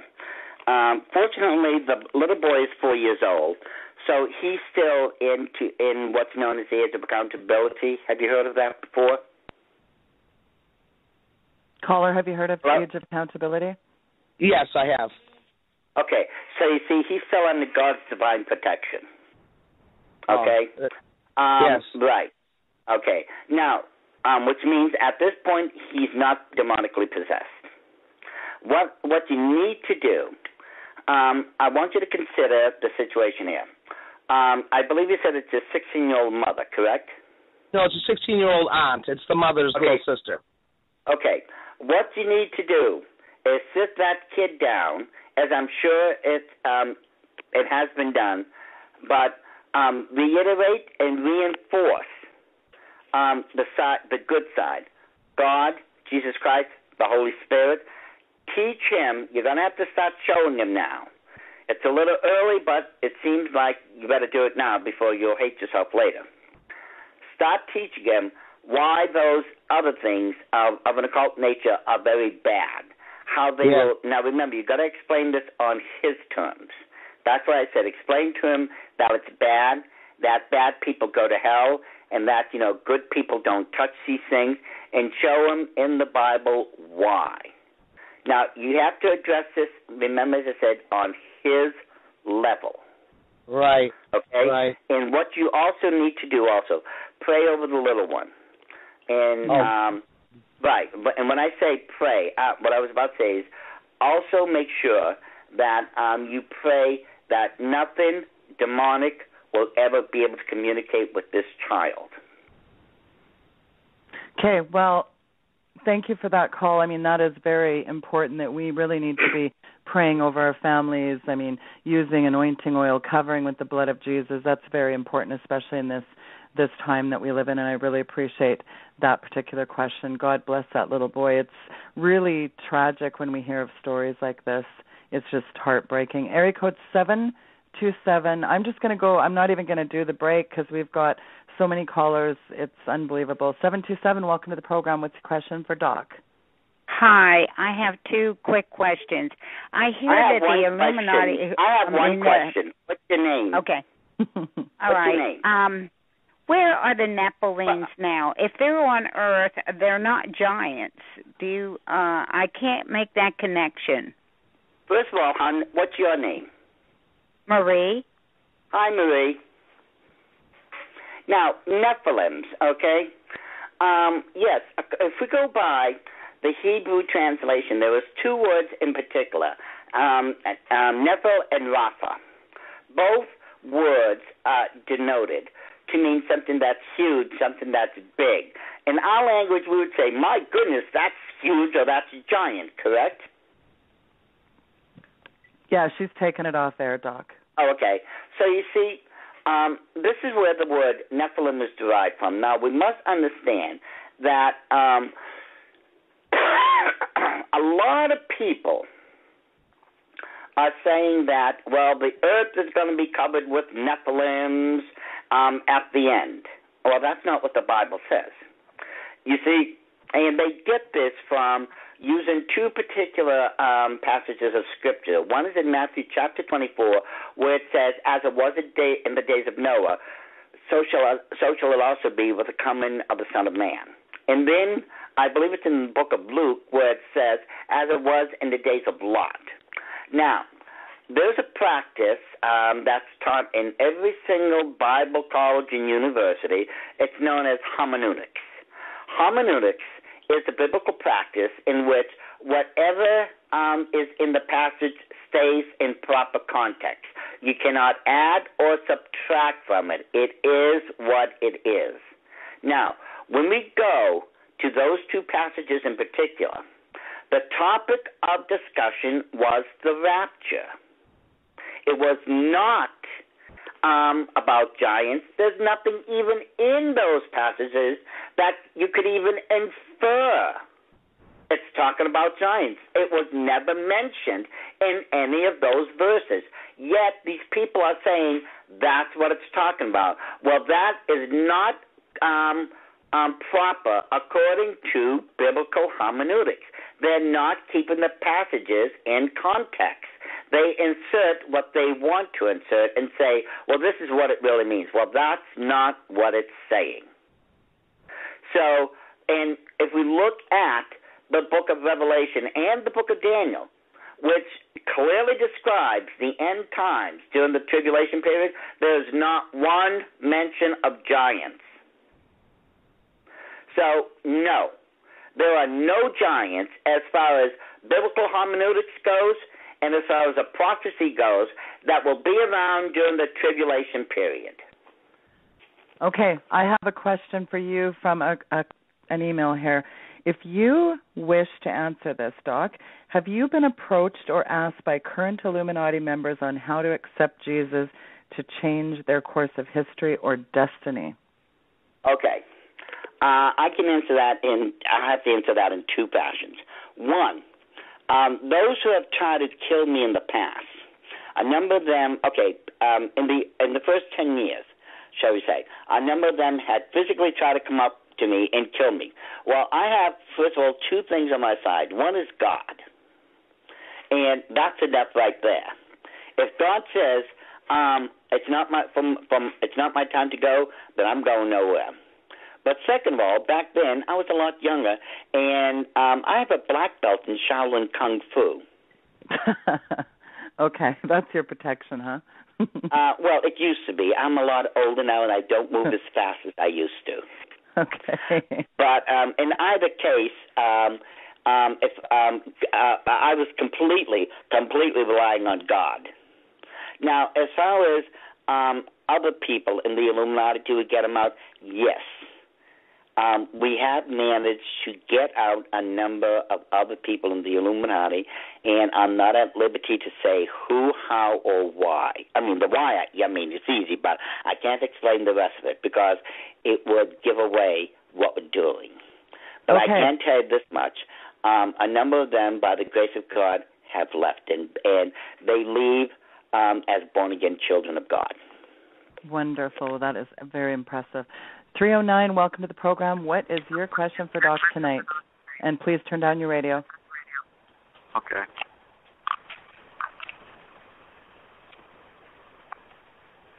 Hello? What is your question? Yes. Could you talk about the Georgia Guidestones and their new little itty-bitty stone that says 2014 on it? Right. Good question. Okay, I'm going to take that off air, caller, because I'm getting a lot of static. But actually, that was a question I got emailed to as well, Doc. So, yes, please do humor us. Okay. I was shooting the Georgia Guidestones a number of years ago when we created DVD 7 and 8 in my series. That one's called The Illuminati's Plans for 2012 and Beyond. The Georgia Guidestones supposedly was paid for by a mysterious unknown individual known as R.C. Christian, okay? And the Guidestones, there's, 10 major megalithic blocks there, and one of them in particular has what some people refer to as New Ten Commandments. The first one calls for a reduction of the world's population down to 500 million. Now, that alone right there told me it was not Illuminati. The Illuminati plans calls for the reduction of the Earth down to 1/3 of the present population. The Earth is a huge place. There's a lot of machinery that has to be operated, and you're just not going to be able to run everything the way it is right now with only 500 million people. It's not going to work. There's too much infrastructure and everything else, especially technological advances in computers and other areas, that we need more than 500 million people to keep everything going. That's just, long and short of it right there. Well, so where do you think they came from then? Who's behind the Georgia Guidestones? As far as my understanding, the truth of it would have been erected by the Rosicrucians. The Rosicrucians, okay. Yes. Which is a very questionable group as well. I mean, they're... Well, interesting enough because it was paid for supposedly by a man named R.C. Christian, right? Right. The original founder was Christian Rosenkranz, Christian. The R.C. would have been the Rose Cross or the Rosicrucians. Well, why haven't we mowed those down with a bunch of backhoes? What are they still doing in Georgia? It's an interesting anomaly, and a lot of people actually go see it. When I was filming there on the Guidestone, me and my director, Corey, we had to stop shooting quite a number of times because of all the people that was coming back and forth to see it. Well, I'm going to take 530 area code, and then I've got another question for you from an emailer. 530, welcome to the program tonight. What is your question? Doc, this is John. John, how you doing? You promised me if I would call in the next time you're on the show, we could talk about the rapture. Okay. What would you like to talk about? Talk about the rapture. Talk about. I know, but you're going to have to be a lot more specific than just that. That could take up a week. Is your question around the pre-trib, post-trib? What's your question, sir? Let's go with the pre-trib. Okay. Well, okay, I'm going to fire a question in here, too. Can I just say, Doc, that is probably one of the biggest questions that Doug and I and many others get is, there's a lot of people on the pre-trib fence, there's a lot of people in the mid-trib fence, and there's a lot of people that talk about the post, so, that is really something we definitely have to have some major debate of a panel on a bunch of pastors, because nothing boils my blood more than this fight, so I'd love to hear your take on it. Well, interesting enough, I've got a DVD coming out at the end of October. It should be around the end of October, according to my director, because it's in the post-production process right now, called Which Rapture Are We Waiting For? And so I don't take up any real time right now on a debate that everyone is going to, may be inflamed about. Go to my website and look in the section that's called It's in the Bible. In that section, there's an article called The Rapture. Read it. Now, I will caution you. I didn't mean for it to be as long as it was, but I really needed to cover the whole of it. And it's 24 pages long. But going back to that DVD for a section, do you know David Schnitzker over at Southwest Radio Bible Ministries? Yeah, I'm vaguely familiar with him. Okay. He wrote an endorsement for that coming DVD. He called it the magnum opus of all rapture explanations, if you can believe it. Wow. Well, so when is that released again, Doc? It should be ready, according to my director, at the end of October. Well, good, now, because we're going to have a big debate. No. You see, we have what's known as a scientific method. What's known as a scientific method, in which we can prove if a fact is a fact is a fact.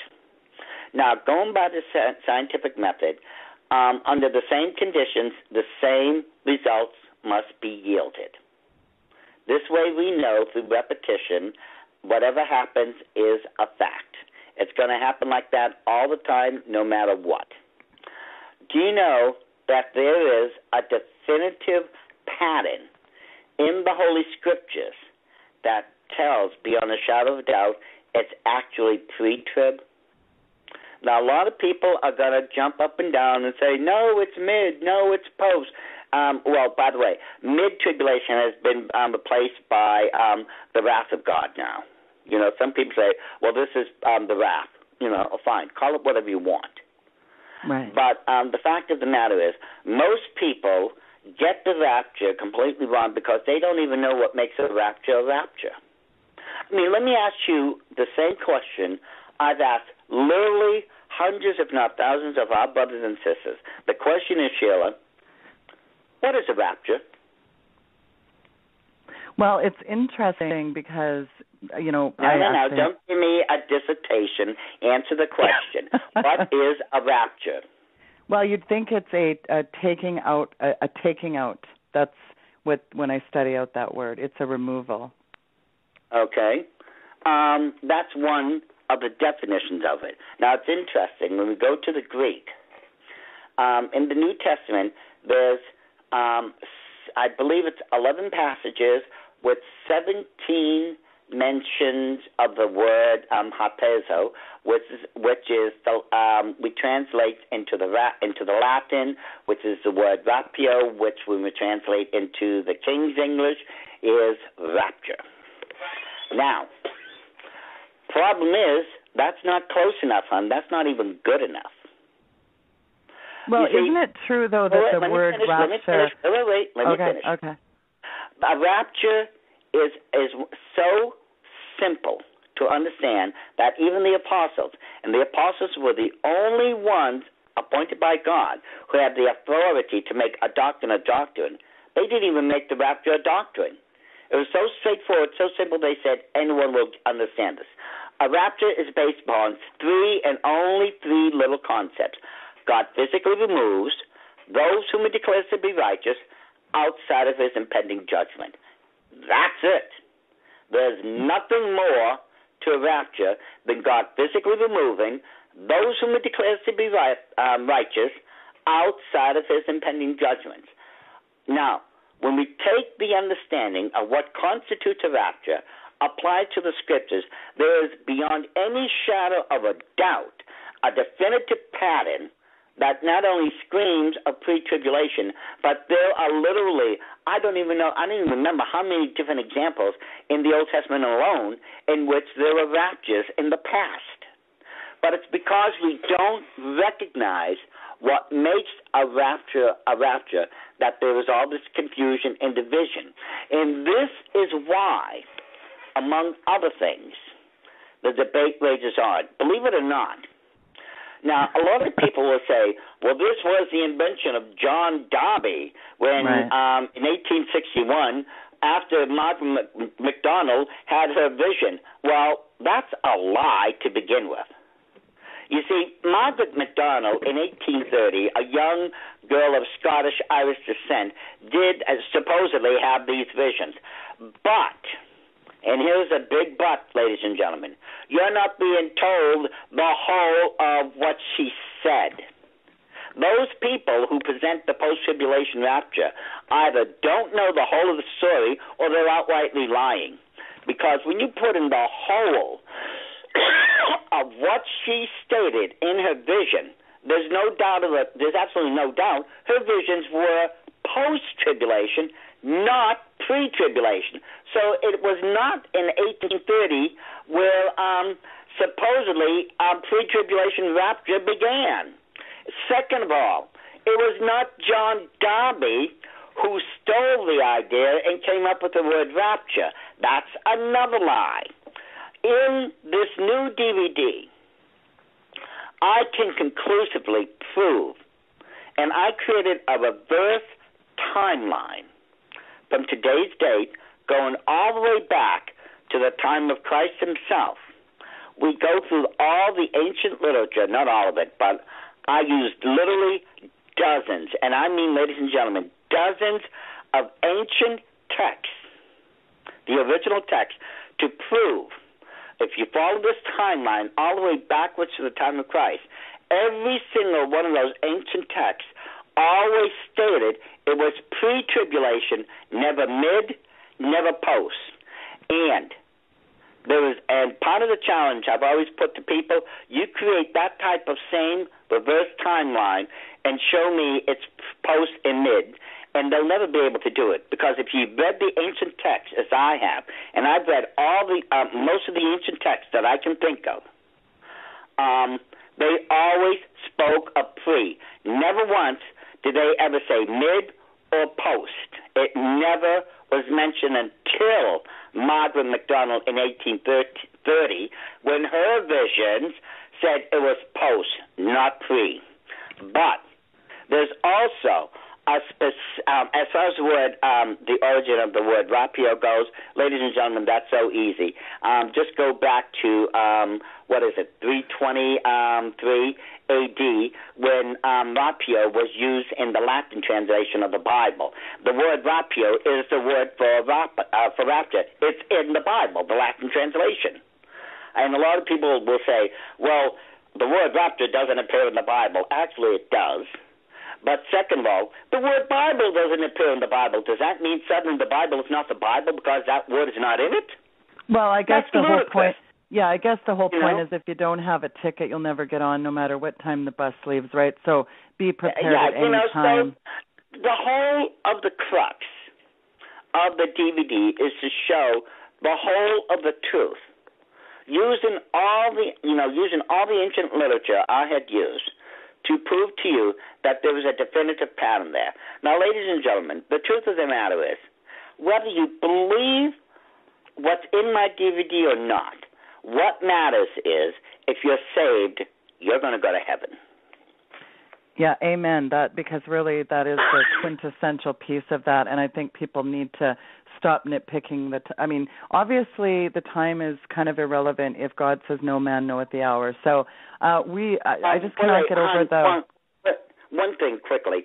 The reason this division happened is the same reason the Illuminati had created all the different perversions of the Bible, the different translations, so that it could keep us divided. You see, one of the greatest tricks Satan ever pulled on God's kids was when he created denominational titles. Right. You see, if you belong to this denomination, well, you can't be one of us. You belong to that. Or, well, no, I'm sorry, I can't see things your way. You're of this religion, or whatever. You know what? And this is why I don't take on a denominational title, because once you do, you set up denominational walls. Good point. Well, let's try to get back to some phone lines because we've got a half an hour in the program. Okay, wait. One last thing. You see, this is an old military ploy called divide and conquer. Keep the Christians separated and arguing by the denomination title. Keep them separated and arguing by creating more than 100 different versions of the Bible. Keep them divided and arguing about pre and post or mid, and Satan wins because we are not together as a united family fighting for the souls of men.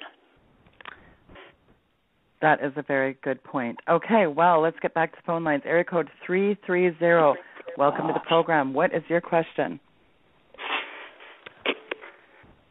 Area code 330. What is your question? Hello. Yes. Hello. Oh, yes. I'm sorry. I was talking to my dog. Hey, Doc. You were talking to who?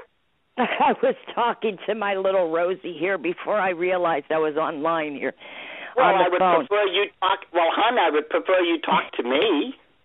Oh, God bless you. Listen, hey, Doc, I have a comment for you, and if you could tell me something. I live around 3 Masonic temples here. I mean, they're very close together. I just recently noticed, one's across the hospital. I just recently noticed they put out this huge, on both buildings, they put out this huge, their symbol, you know, the Masonic symbol, and then right next to it. Yes, yeah, and then right next to it, they put out a 5-pointed star that has... that's the Eastern Star. That's the female auxiliary group of the Masons. Okay, yeah, they just put all this stuff outside the building. These buildings have been there for years. And I was just wondering if you commented on that. My thoughts were, oh, yeah, they're out in the open and they want people to know. I mean, we put them out like that, hon, because among other things, they're recruiting. You see, now, they're not supposed to proselytize or recruit. And, you know, they're not supposed to do that. But I can tell you from past experience, 3 times Masons, who obviously didn't know who I was, you know, came up to me and asked me if I would like to become part of the Masonic Lodge. Yeah. We have a lot of that around where I live, in Akron, Ohio. Let me tell you, there is a lot. They're recruiting, hon. That's exactly what they're doing by putting out. Yeah. They're saying Masons are welcome here, the Eastern Stars welcome here, and you can join. That's what they're doing. I'll be darned. And I have to tell you this very quickly. My thoughts about the Antichrist would be a Sabbatean. I've been studying that. I've been studying a lot of things, you know, from CERN all the way around the board. You know, everything is interconnected.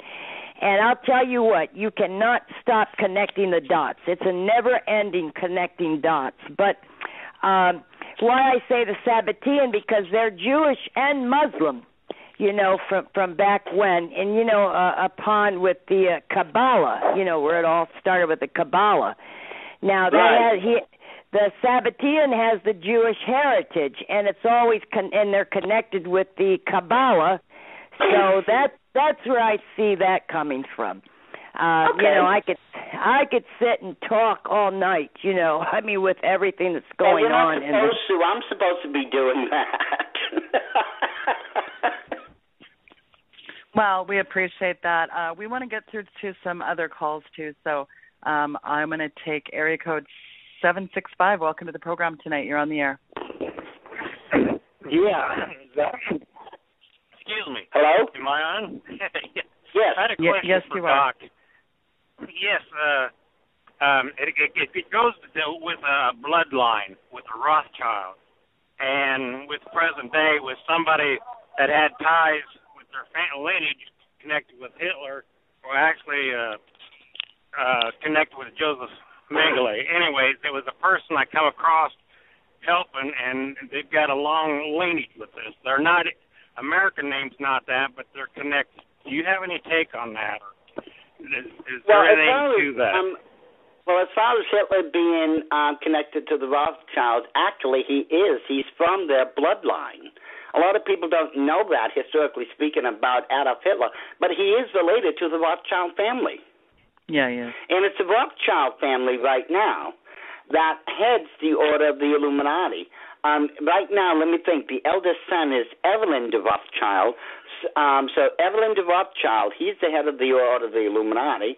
And in my day and age, that would have been Baron Philippe de Rothschild. But there's no doubt of it. Hitler was related to the Rothschild family. Yeah, that's very good information for us, and thank you for clarifying that with some of the emails too. Area code 772. What is your question tonight for Doc? Welcome to the program. Thank you, Doc and Sheila. I was looking at the Walt Disney symbol you were talking about, and I never knew that. But I have a question. I don't know if you could answer it or not. I was looking at the logo, some of the other ones, and there are people like they're on steps. And I'll take my answer offline. Could you tell me what that represents? People on steps, hon? I have no idea what we're talking about. Okay. I mean, I need more than people on steps to go by here. Yeah, I don't know what the question is. There's some people that are on each side. There are 6 people. There are 3 on each side. And if you look at the tops with the flags, if you they got the people there on some of them, and then they pick the people away, and all you see is like the gaps in between the flags, but they're actually people's legs that are coming down those steps. Hon, you're going to have to send me that picture. If you want, send it to my email. It's docmarquis777@yahoo.com. Okay? Okay. But right now, I have no idea what picture you're talking about. Well, speaking of steps, one of the questions I have is what can Doc please get into the symbolism around the Washington Monument, and also what is it with the 33 steps? And then I don't know what it's the rest is illegible. So, do you have any comments on some of the Well, I'm not sure what architecture? 33 steps we're talking about, unless they're talking about masonry. But with the Washington Monument, that is interesting, very interesting. You see, there is above ground 555 feet exactly. That makes up the Washington Monument. Now, a lot of people mistakenly converts that over to inches. And as I recall, I think that comes out to be, what is that? 6,660 inches. Well, that's not what it's referencing. You see, you're close, but you're not dead on. As I stated, there's 555 feet above ground. But what most people don't realize is that most obelisks were built on a 1-to-6 ratio. In other words, a sixth of it would be in the ground, so it would be stable.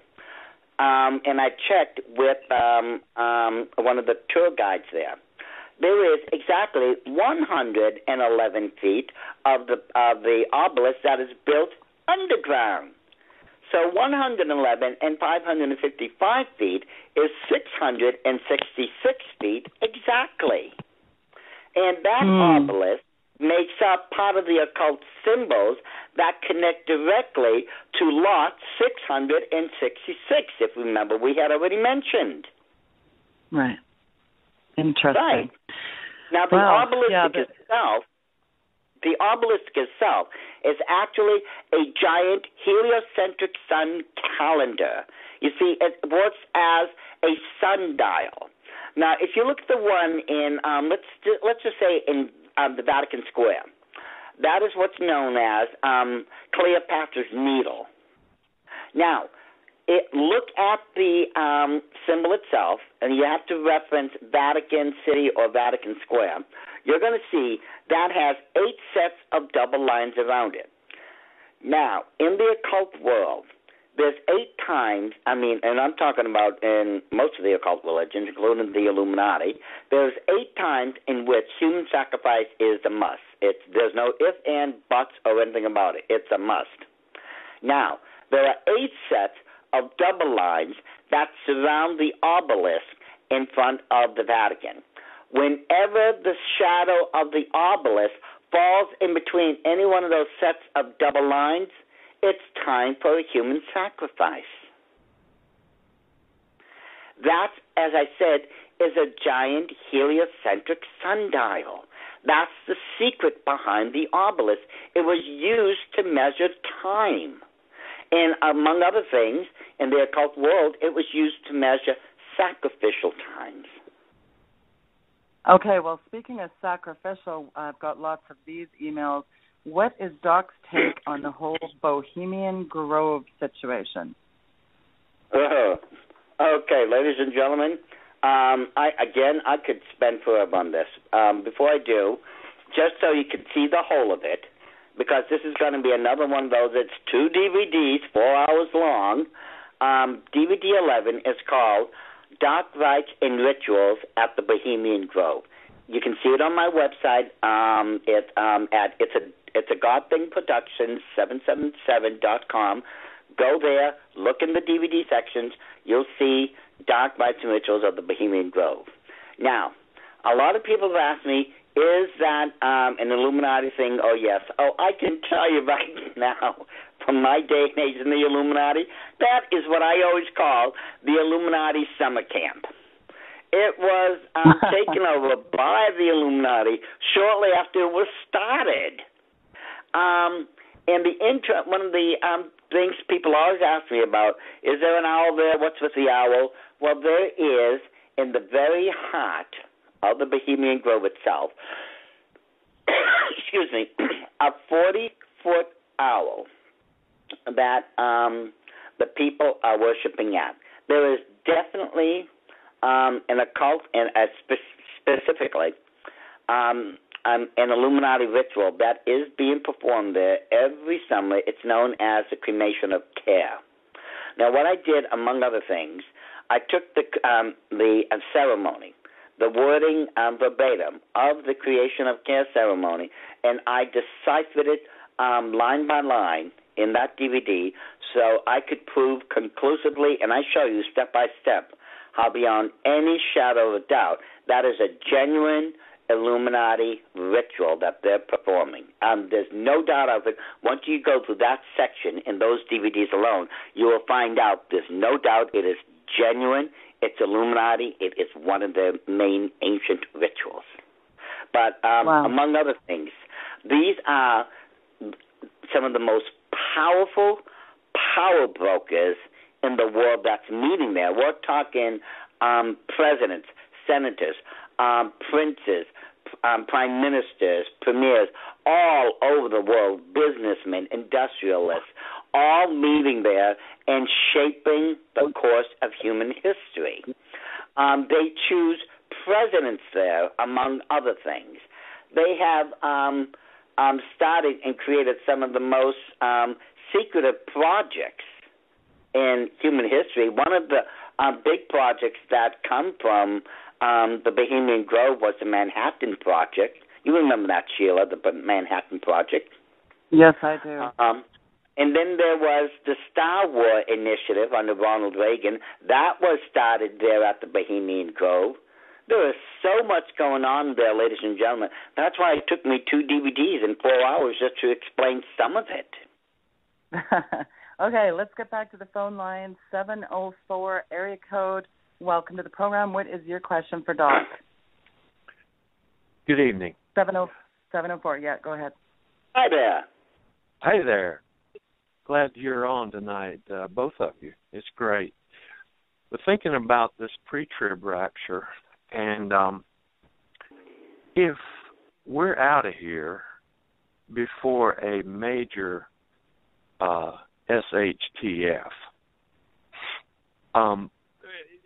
how much worse will it have to be than it already is, according to Matthew 24 and Jesus' words about the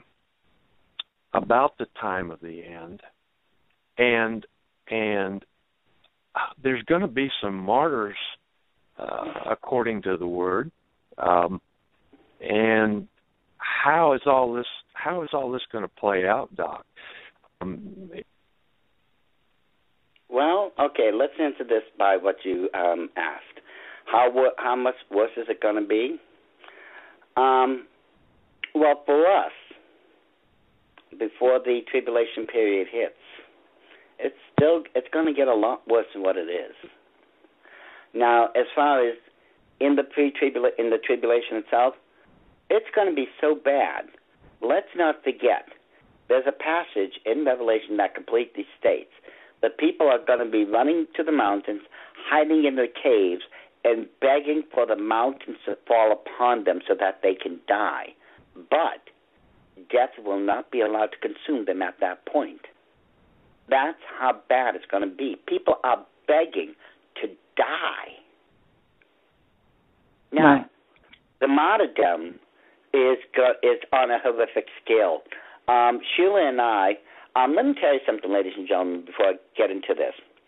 Few times, very, very few times in this life have I ever started a conversation with a person I had no idea about, let alone known who they were, and felt as if I'd known them for 50 years. Sheila's one of those people.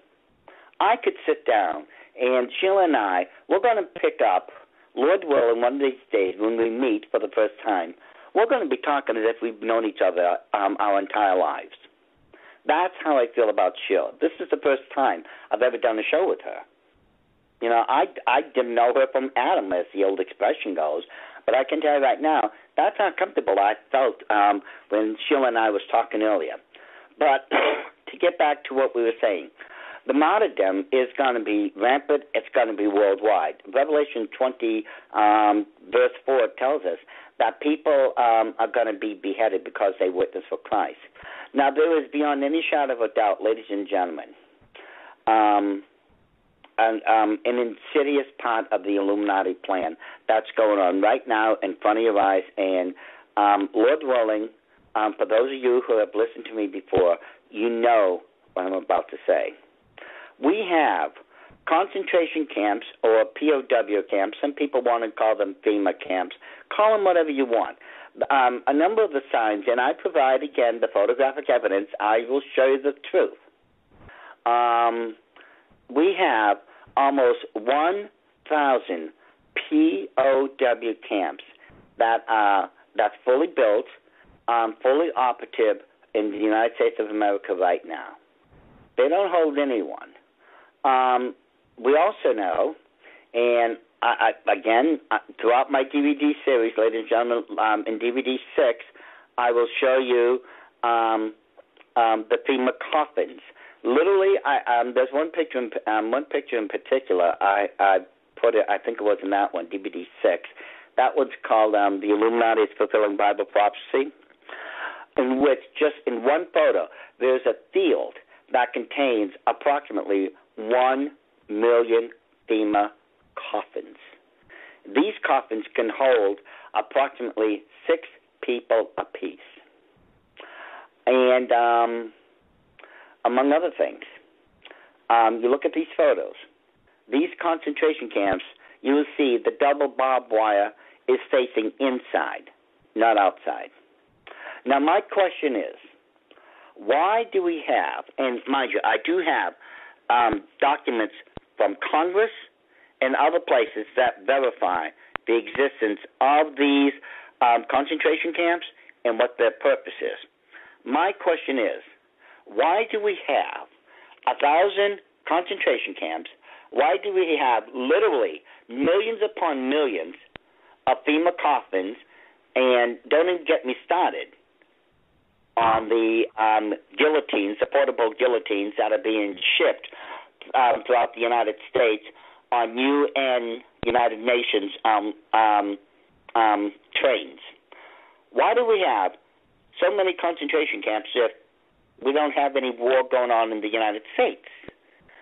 Unless they're planning to cause some sort of war to happen on the United States. You see, concentration camps, by definition, concentration camps or a POW camp is meant to house prisoners. Right. Guess who the prisoners, ladies and gentlemen, are going to be in the near future? It's going to be people like me, Sheila, and others who are whistling. What is the term? Whistleblowing the truth, anyone who dares to stand up against the government, anyone who dares to speak out about salvation of Jesus Christ.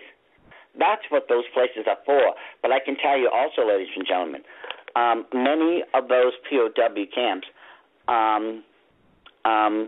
can literally execute up to at least 50,000 people a day. I know. Yeah, I saw one of the first concentration camps built in America, and that was in the middle of the Mojave Desert. And I saw that back in 76. That's really Auschwitz on steroids, isn't it, that concept? I'm sorry, what was that? That really is Auschwitz. Yeah, that's Auschwitz on steroids, isn't it? Yes, that's exactly what it is. You see, let me explain something here. Most people may not understand. The Illuminati never do anything on a large scale until they've done it on a smaller scale first. That's why they created the Nazi regime. They experimented there. They tried everything in the book to see if and how it would work. It came out flawlessly. And ladies and gentlemen, if you think Obamacare, with all its regulations, is a new thing, then you don't know your history. Because, you see, Hitler had his own, shall we say, Obamacare. It was known as T4. It was a secret project under Adolf Hitler himself. You look at T4, compare it to Obamacare, it's almost the exact same thing. All that, ladies and gentlemen, if you want to look at, compare Obama's regime to Adolf Hitler, I just released not too long ago DVD 13 in the series. It's called Dictators of the Illuminati. You've got to look at that one. Most of the stuff I've got in there about Barack Obama, his past, and other things, I test drove this. Most people told me they didn't know half of what they just learned about Obama in that DVD. And I mean the truth about this guy. But, let me tell you right now. The Illuminati, after they try something on a small scale, then they'll bring it up to the large scale. And that's what they're doing in the United States of America right now. You are seeing the reemergence by any other name of the Nazi regime in America right now. Learn the history of Nazi Germany, and you'll better understand what's going on in America right now. Wow. Okay. Well, 580, welcome to the program. What is your question for Doc? Hey, Sheila. First, let me say that I really appreciate you subbing in on the show. I always enjoy your conversations, particularly on the weekend. My question for Doc is that, I have a friend. He's my best friend. He's been a friend since second grade. I trust him with my life. He's a Mason. His great-grandfather was a Mason. His grandfather was a Mason, all the way down the line. And his son has recently joined the lodge. And we talk about this stuff quite frequently. And he is informed. He understands the different things that are associated with that. Knows a lot about the Illuminati. And I believe him to be a good Christian man. He's a Quaker as well. And I know Doug talks about the lie being different at every level, and I don't want to put words in your mouth, but I don't know. Sometimes I know the person, and I look at them, and I have a hard time believing that, he is part of this cult as it is described. What would you say to that? Okay, I can understand your hesitancy because, you see, one thing is, let me just make a quick comparison. Would you say George Washington was an evil man? The caller is off air now, Doc. Okay, well, Sheila, would you say George Washington was an evil man? off the top of my head, I would say that that's debatable. Well, actually, he wasn't. He was a God-fearing man. And by all accounts and historicities, he was also a good man. But at the same time, he was a Mason. He was a third-degree Mason. He made it all. He was in the Blue Lodge, the first 3 degrees: the entered apprentice, the accepted apprentice, and then the master Mason. So he was a master Mason. Now, most Masons, 95% of them, haven't a clue what's going on within their own temple. They don't. It's only once you get to the 33rd level that you know the full truth of what's going on in the Masonic Lodge. Now, one thing to your last caller, I would question your friend about. You see, Masonic writings, and again, this is in DVD 4. I will show you every single book. I will quote the passage, the page, the author, everything. So many of the passages in the Masonic books talks about that the only way these people can get to heaven is through being faithful Masons and following the teachings of Masonry. This is how they claim a person gets to heaven. This is their own writings now. They never say salvation is found in Jesus Christ. They never say that Jesus Christ died for your sins so you could go into heaven. The fact of the matter is, the writings of the Masons completely state, if anyone mentions the name of Jesus Christ during any of their ceremonies, they're to be taken out of the lodge immediately and killed. Their version of getting to heaven, and again, to your caller, Sheila, I swear by this. In the Masonic books, now this is in DVD 4, Magic, Mysticism, and Masonry, they state the only way to heaven is by following the teachings of Masonry. Now that completely contradicts the Word of God and all the teachings of Jesus Christ. Now, I would ask your friend, whoever that last caller was, ask your friend how, according to Masonic teachings, do you get to heaven? They will not tell you it's through the death, burial, and resurrection of Jesus Christ. Now, you and I both know that's straight from the Bible. That's straight from the Word of God. That tells us how we're going to get to heaven. Take the gift of salvation. Ask your friend about that. Ask him this question: how does a Mason get to heaven? Don't go beyond that. Just ask him, how, according to Masonic teachings, does a person get to heaven? And judge for yourself when they tell you it's through their teachings and not through the teachings of Jesus Christ. I would make your decision upon Masonry after that. Okay, well, I'm going to take a couple more calls before the end of the program. And interestingly, I have 3 calls from the area code 267. So I'm going to take 267-385. Welcome to the program tonight. You're on the air. Hello. Hi, Sheila. It's Michelle. Hi, Michelle. What's your question? I'm just wondering, what is the connection with Freemasonry in Philadelphia? This is where I live, and we have the Christ First Church on Delaware Avenue, and it seems like the Freemason, they got like a temple down there off of, I think it's Broad Street. I think there's some sort of connection. I just wanted to ask Doc if he knew anything about that.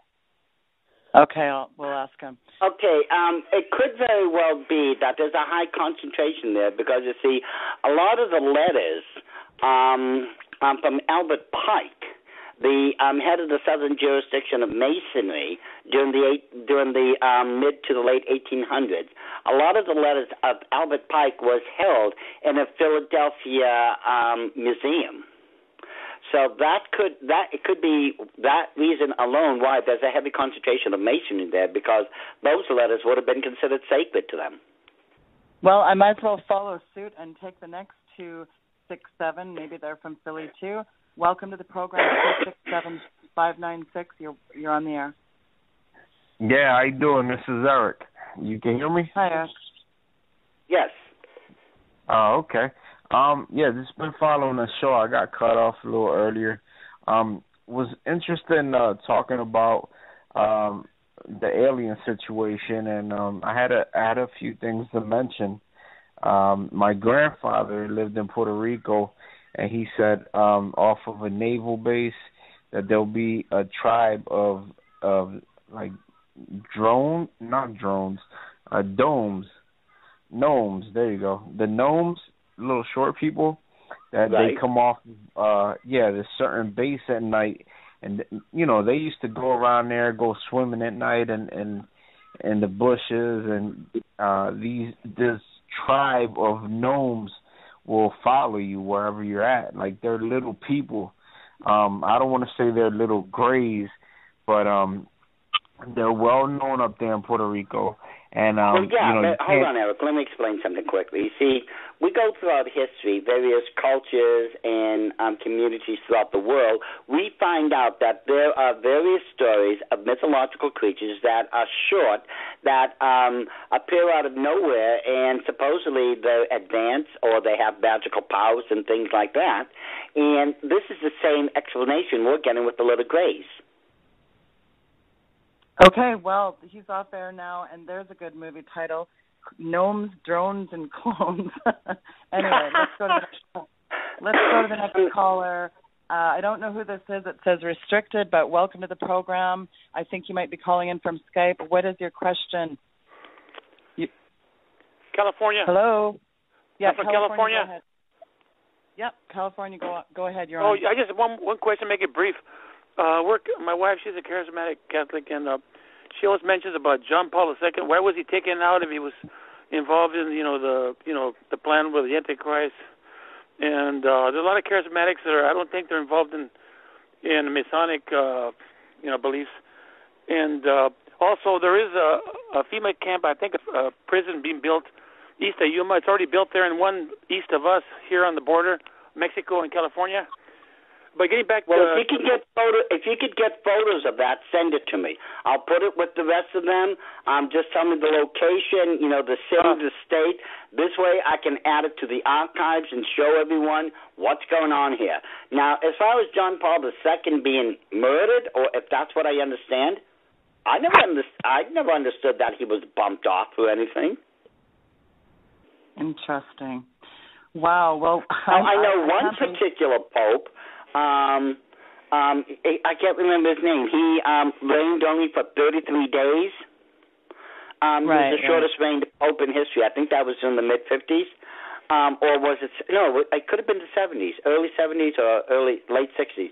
What had happened, that particular pope, he was actually going to clean house.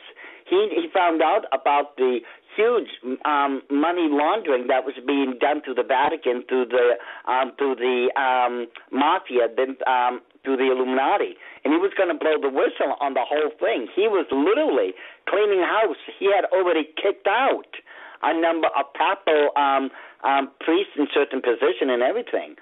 And what had happened? The man, I believe, he was on digitalis for a heart condition. And he had been on this medication for years. Now, the story goes that he accidentally took an overdose and died. Of course he did, accidentally, right? Accidentally poisoning is the preferred method of the Illuminati. You see, there's an ancient practice in the Illuminati. It's known as Sia. It comes from the Latin. It means poisoning. The Illuminati are so skilled in alchemy, and I can tell you about alchemy. I learned this also. When it comes to certain poison, they can keep a person on the brink of death indefinitely with certain poisons. This has always been the preferred method of execution, and when it comes to poisoning, they love to make it look like a heart attack. Well, Doc, that is fascinating, and I'm really sorry to all the other callers. I'm going to take one more call. Area code 562. You've been holding quite a long time. What's your question? You're the final caller. Go ahead, 562. 562. Hey, how you doing, Doc? How you doing? I'm doing good. Hey, I've been a target of the Illuminati, Freemasons, all these secret societies my whole life. My family. Why? Why? Well, my bloodline, I think. My great uncle was Prime Minister of England, William Gladstone. My real grandfather was a banker who built Vegas for the mob. He was a Shriner Illuminati. And then my grandmother, she divorced him when I was born, and naming numbers are really important. So I'm a real 22. It's kind of the opposite of a Masonic 33. I'm a warrior for God, which I didn't know until I was 40. But my question is this. I think the understating thing in the country is America is, by my assessment, about 80% secret society. There's numeric language communications and everything. I made a movie called The Numeric Language on YouTube. And, it's in everything. All your sports stars, 32, 9/11, all that stuff. Could you talk a little bit about the numbers? I can't get into the numbers too deeply because of we're running out of time.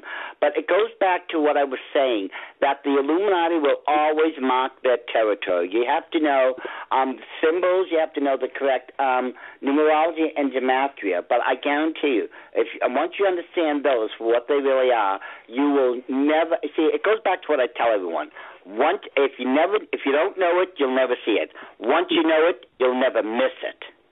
This is the heart and soul of how the Illuminati mark their territory. It's through the numbers and through the symbols. It's always been like that.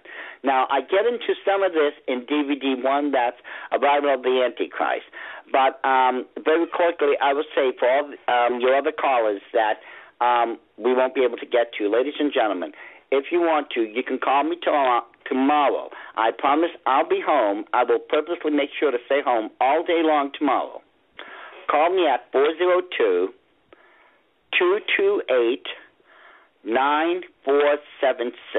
Now that's 402-228-9476.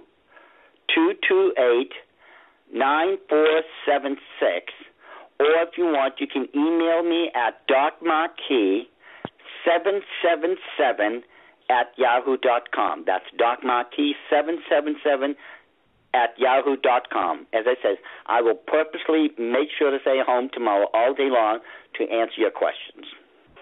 Well, Doc, I just want to say in the waning minute of the program, you are absolutely a wealth of information. Your website, again, is just stunning to me. It's just got so many incredible tools, so much incredible information. It's at GodThing Productions, 777.com. Folks, please go to the DVD streaming. You can watch incredible information there. And, Doc, it's really incredible, the information you've given, and it's very